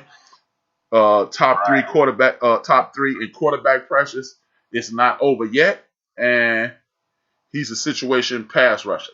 And he might be. Again, to me, it is over when you're a situational pass rusher because they used to try to compare this man, Big Illinois, to Reggie White and LT and all the other big-time pass rushers. Last time I saw LT in the football uniform, he's winning the Super Bowl. Oh, he was making a difference. Last time I saw Reggie White, he was making a difference after coming out of retirement. Bruce Smith, he was making a difference in Washington. Every time when you're all-time great, you at 31, they were still dominating. So, but we shall see. I know the team that I root for the most is the Los Angeles Raiders. And they are void of defense. And I don't know if I want J.J. Watt on my team. With that being said, Wentz goes to Indiana. What are the thoughts on that? And now he's actually in a conversation about his number. Is Carson Wentz even worth the juice, or is he just there for the squeeze? Talk to me. as far as it goes, I will say, hey, yay, we got Wicks. In regards to he's not the quarterback I thought they were going to choose, but if I would have really looked into it, that was definitely the person they was going to choose. To get him back with Frank Wright, if I was thinking you could say in regards to, hey, Philip Rivers did this last year. You can do this, and you have a little bit more mobility, than Philip Rivers. You're not fully Groundhog Day. You just build murder part, a little bit silly. But Carson Wentz definitely tried to flex in regards to coming to Michael Pittman and say, hey, Carson Wentz is no, you're not Tom Brady. I guess that's the mindset he had. But in regards to that, you didn't offer enough to the guy. I mean, I remember watching Ted Sharp a couple weeks ago saying, hey, I tried to get a number from a lineman, trying to get a number from this guy, that guy. And they were like, no, I'm not going to do it. But he finally bought somebody a boat, and he finally gave him a number when he was off. So, certainly will do certain things if you offer the right price. Carson Wentz didn't have that type of pool.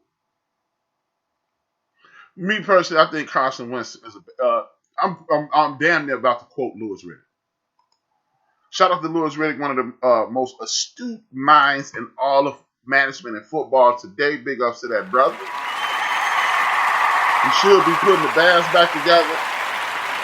But it's hidden racism. But anyway, I think Carson Wentz is a basket case. He doesn't get along with his teammates. See, I'm going to go ahead and keep it funky with you. I'm not finna do all this, the coach, all this fluff. Carson Wentz is a basket case at this point. He mentally is shook up. Now, at the end of the year before last, he did have a 6-7 game stretch where he looked pretty good. He looked very good. I'm not going to omit, again, people always go right back to the Super Bowl year.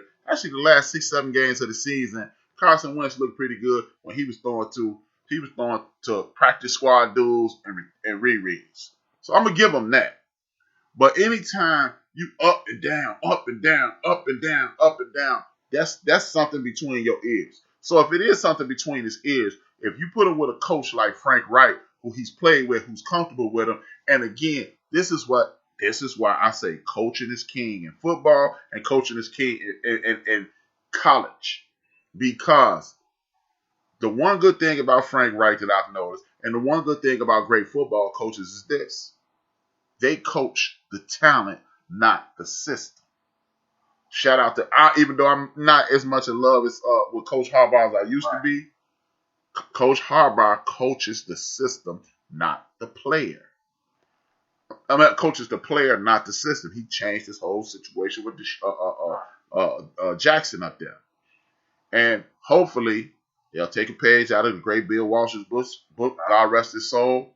These are the plays you run well, and we will incorporate these as we improve down the road. They have great receivers. They have great offensive line. They got great defenders. They got salary cap room. This is a dude that won't hurt them in regards to taking his chance. It speaks volumes that the Philadelphia Eagles will be willing to take a $22 million salary hit to get you out of their locker room. That speaks volumes. That speaks tons against a player that he should drink Jack and it clears his mind. That's what Big Illinois is saying. And I'm forced to drink Jack with Big Illinois. But Big Illinois, with that bull. But it's going to be an interesting situation. In regards to the number thing, I don't understand. I used to love the number 5. Number 5 was my number. Number 5 was my number. I went from number 44, Reggie Jackson, to number 32. Really telling my mom I was going to retire when I was 32 and really like Marcus Allen. So later on in my years, I played number 5. The number's only dope if you dope. Because guess what? When I was coming up, the number everybody wanted to wear in basketball was number 6, Dr. J. Then everybody wanted to wear number 23 or 32, like Magic 32, 33, Magic Johnson, Kareem, Larry Bird, McHale. So the number only good because you good. So you get over it, bro. You need to be trying to leave that number the hell where it is, and before they send your ass back to the scrap heap. Big Ben Roethlisberger, the general manager, has said Ben Roethlisberger is the quarterback as of today. If you're Ben Roethlisberger, what's your next move?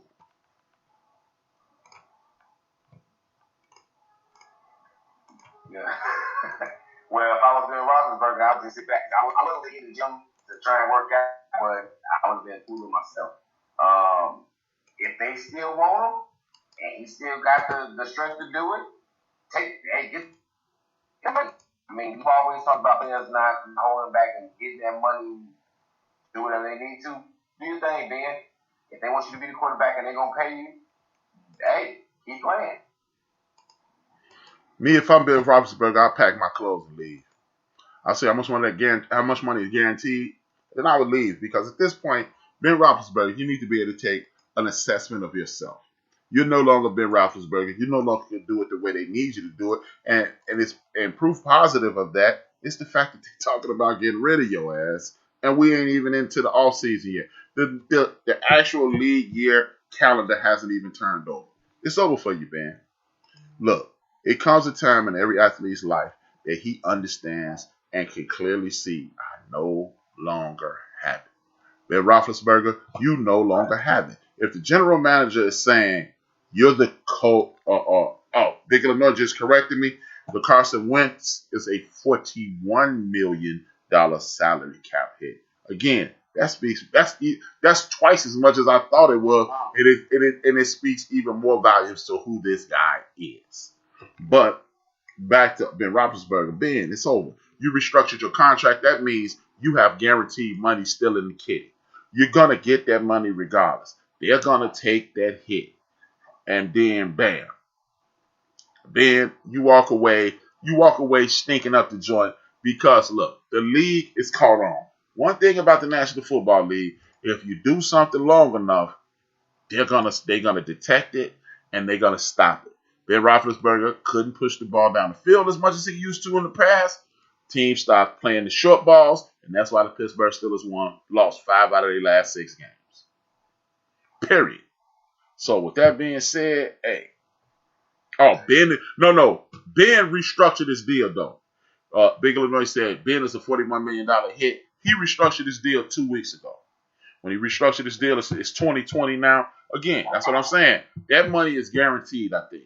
And if that's guaranteed money, take your money, walk off into the sunset. You set them up for 2 $20 million salary cap hits. You go walk away like Troy Polamalu. I don't think there's another team in the National Football League that's going to give him the Drew Brees treatment because that's what's wrong with Drew Brees. You can no longer push the ball down the field. You're no longer a threat to throw it over my head. If you're no longer a threat to throw it over my head, you better have LeGarrette Blount. You better have my man from LSU. You better have one of these powerhouse King Henry or somebody like that, or y'all going to get y'all ass whooped every week because you can't throw it over our head, and we're going to press these receivers. And bam, that's it. I'm going to end the show with this. I'm going to end it with a rant. This rant is in regards to Shady McCoy. LaShawn Shady McCoy is entitled to his opinion. Again, that's why I consistently say on my show, I don't need you to agree with me. Agreeing with me has nothing to do with my show. I have a good time arguing back and forth, discussing different topics. You see it your way, I see it my way, and we have a lot of fun. But I'm disappointed in Shady McCoy for expressing this thing. Talking about if Tom Brady talked to him, he could listen to him for 4 hours. Tom Brady. Shady McCoy, if you ask me, I think that is you trying to get in good graces with the mainstream white-facing media. Look, Tom Brady is clearly one of the greatest quarterbacks in the history of the game. Tom Brady is the winningest quarterback ever. But all this nonsense about Tom Brady made a difference. Look, Tom Brady did not make a difference in Tampa last year. I'm sorry. You know what he made a difference in?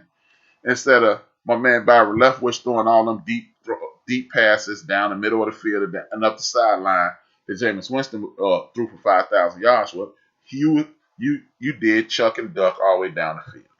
You got a Ndamukong Suh down there. You got my man on the outside. You got Jason Pierre-Paul. You got Winfield. You got that linebacker in the middle. You got Winfield at safety. The DBs matured. They already, the last 8 games of the season, The last 8 games of the season, they had a top 3 defense. That defense just picked up where they left off at, and voila, they won. That does not diminish Tom Brady, but all this ball watching to Tom Brady, Shady McCoy, you need to hurry up and get the hell up out of here with that nonsense. Take them 2 Super Bowl rings you got, and because you starting to sound foolish, brother. You sounding mad foolish. I understand you got a whole lot of trouble, and you trying to see if you can get into the Hall of Fame by ball watching Brady, but it ain't gonna work. Drew Brees and Ben Roethlisberger equal 45-year-old relief pitchers coming off Tommy John surgery. Yes, you are right. Drew Brees, Ben Roethlisberger,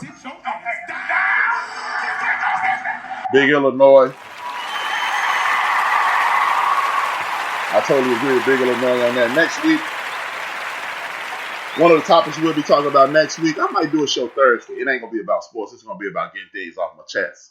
But I'm thinking about it. Next week, one of the topics we're going to talk about is the franchise tag. This is something that is controversial. Who's going to get it? Who should get it? We will know who has it. We will know who's going to sign it. That's going to be one of the topics. Please tune in if you're still listening to the show. This is the End of the Bench podcast hosted by your man, HRap. Please hit that like button. Please hit that subscribe button. I got more people and not enough likes. I see a lot of people listening and I don't see a lot of likes. So please hit that like button. Please subscribe. Hit that bell so you get the notification. So around 4 o'clock, you just start getting notifications from the show. And I ain't got to send all you Mickey Fickies alerts. Pardon shots, Joe. And I'm going to shut this thing down. I appreciate everybody that did calls, texts in regards to last week, in regards to what was going down here. I appreciate y'all for your love. As I always say, hey, please be safe out there. Wear your mask, wash your hands. Just take care of each other, people. Hey, love y'all. This is HRap. This is the End of the Bench podcast. Thank you for subscribing. I need you to go to Spreaker.com. Speaker with an R. Spreaker.com. Subscribe to Built for This Network. That way you'll get a notification when Number One Chief Rocker comes on Monday morning. You'll get another notification when DJ Knox comes on Tuesday afternoon. You'll get a notification for this show Tuesday afternoon. If we decide to do something on Wednesday, you'll get a notification. You'll get a Theory of the Culture on Thursday. You get Big Illinois and DJ Knox on Friday. You get DJ Purplelicious on Saturday. You'll get me Saturday evening. You'll get Big Illinois. You get Big Illinois Saturday evening. And I want you to subscribe to D-Grade and X Squad Radio. And I want you to subscribe to the Real Cast Rangers. I want you to subscribe to MCDE. I want you to subscribe to New Max Radio because they have my girl Emma on right now. And I got New Max Radio coming on this evening. Matt, a lot of entertainment on here, man. A lot of entertainment on here. I need you to check out my man Robert or Sunday Night Collective Perspective. Look, man, Ben from BS3 Radio and Sports and Entertainment. Subscribe to BS3 Radio. Subscribe to BS3 on YouTube. Check us out on Monday evenings where we're going to be talking about the Married at Thieves. Look, people always talk about how they get mad that our culture isn't represented and people ain't speaking on my behalf. The people I just named for you, the Real Cast Rangers, the X Squad Radio, Built for This Network, MCDE with my man, The Truth Radio with my man Chuck, New Max Radio, and all the independents out there like AP Black Man and those people. These are people who are taking time out of their lives to get information that they think is important to you. Please support, subscribe, and as I say every week, this is a podcast. That means this is on right now, and it's on right now all day long. As soon as you hit play, it's back on. So stop making me lose respect for you by saying, I miss your show, dog. No, you didn't, because it's on right now. So, and if you forgot how you can get in contact with the show, all you have to do is go to iHeartRadio, Apple Podcasts, Spreaker.com, YouTube, Google Podcasts, Castbox, Deezer, Podcast Addict, or wherever you get your podcast download to. We have a ball doing this here. We continue to support. I got this. I'm gonna throw this out here. Then I'm out of here. If you have a product that you want me to support, please do that. Reach out to me and have maybe do a little video with your phone. You got these Androids and these iPhone and all that. Send your boy a video, and I'm gonna put it up and play it in the middle of the show. Mute everything, and then you can see your commercial. And then I'm not charging you nothing. You know what I'm charging? I need you to subscribe to my network, and I need you to subscribe to my YouTube page. That's what it's gonna cost you, because we need people to support and subscribe. And then I need you to hit that cash out, because that's where the money resides. With that being said, Dream Those salute to our ancestor, Reggie O'Shea, a.k.a. Combat Jack. Dream those dreams and man up and woman up and live those dreams, because life without dreams flows in black and white. Life with dreams flows in technical color and surround sound. I'm stealing this from my man, Craig Facts. If I owe you something, get it from God. And most important, stay focused, do what you got to do. Stay on top of everything, because if you ain't on top, you are going to end up on the bottom.